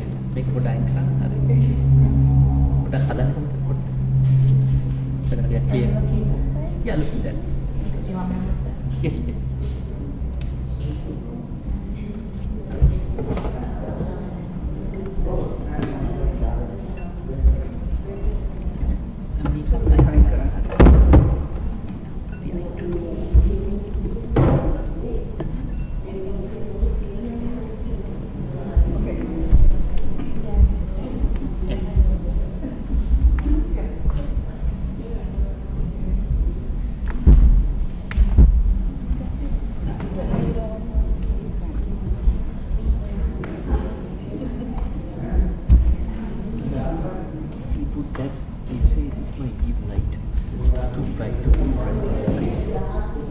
May light whatever may this lights. Aru පැත්ත බලන්න. ඒ පැත්ත.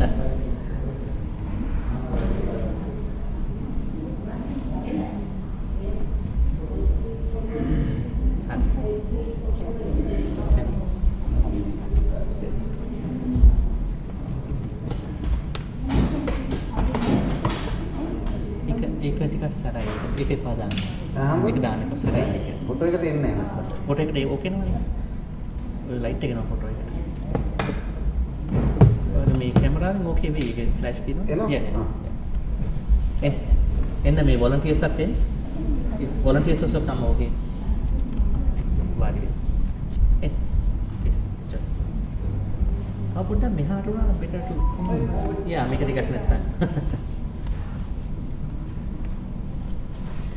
අපි පොඩ්ඩක් වැඳගෙන photo එකක් ගමු නේද? Good. Anjali. Put your palms together, please.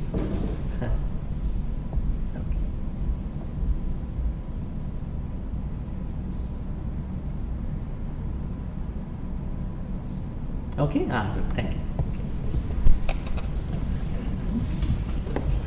Samai.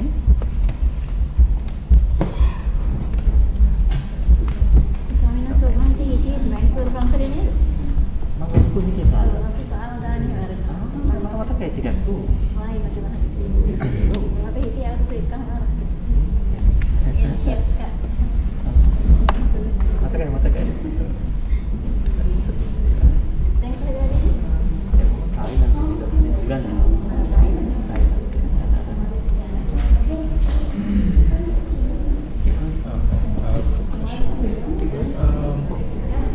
Which is there a monastery you usually stay at, or is this the monastery? No, I'm doing this program. Currently, I teach in Thailand. I'm going back to Japan. I'm on two retreats in Japan. I came up doing two retreats in Japan. A tour In Japan. for Retreats, similar retreats. So you usually teach in Thailand. Actually, I used to stay in Ottawa. 13 years of time in Canada. Yeah. Then I'm traveling, I'm teaching, lecture. Yeah. Thank you. Yes, sir. And your name? My name is Parth. Parth.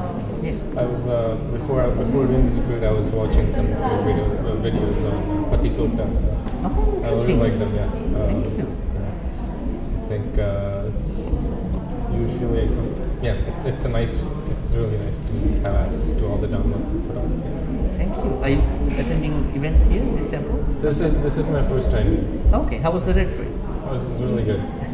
Good. Yeah. Thank you. Oh, okay. Good night. Maybe we will see some other Yeah, time. hopefully, Future. hopefully you're back. Okay. Yes. Like I can't come tomorrow because I'll be busy with work. And That's okay. Thank you for coming. Kisiri knows me from a small time. You know him? I was at Anand. Oh, okay. Studying in Asoka College. Yes.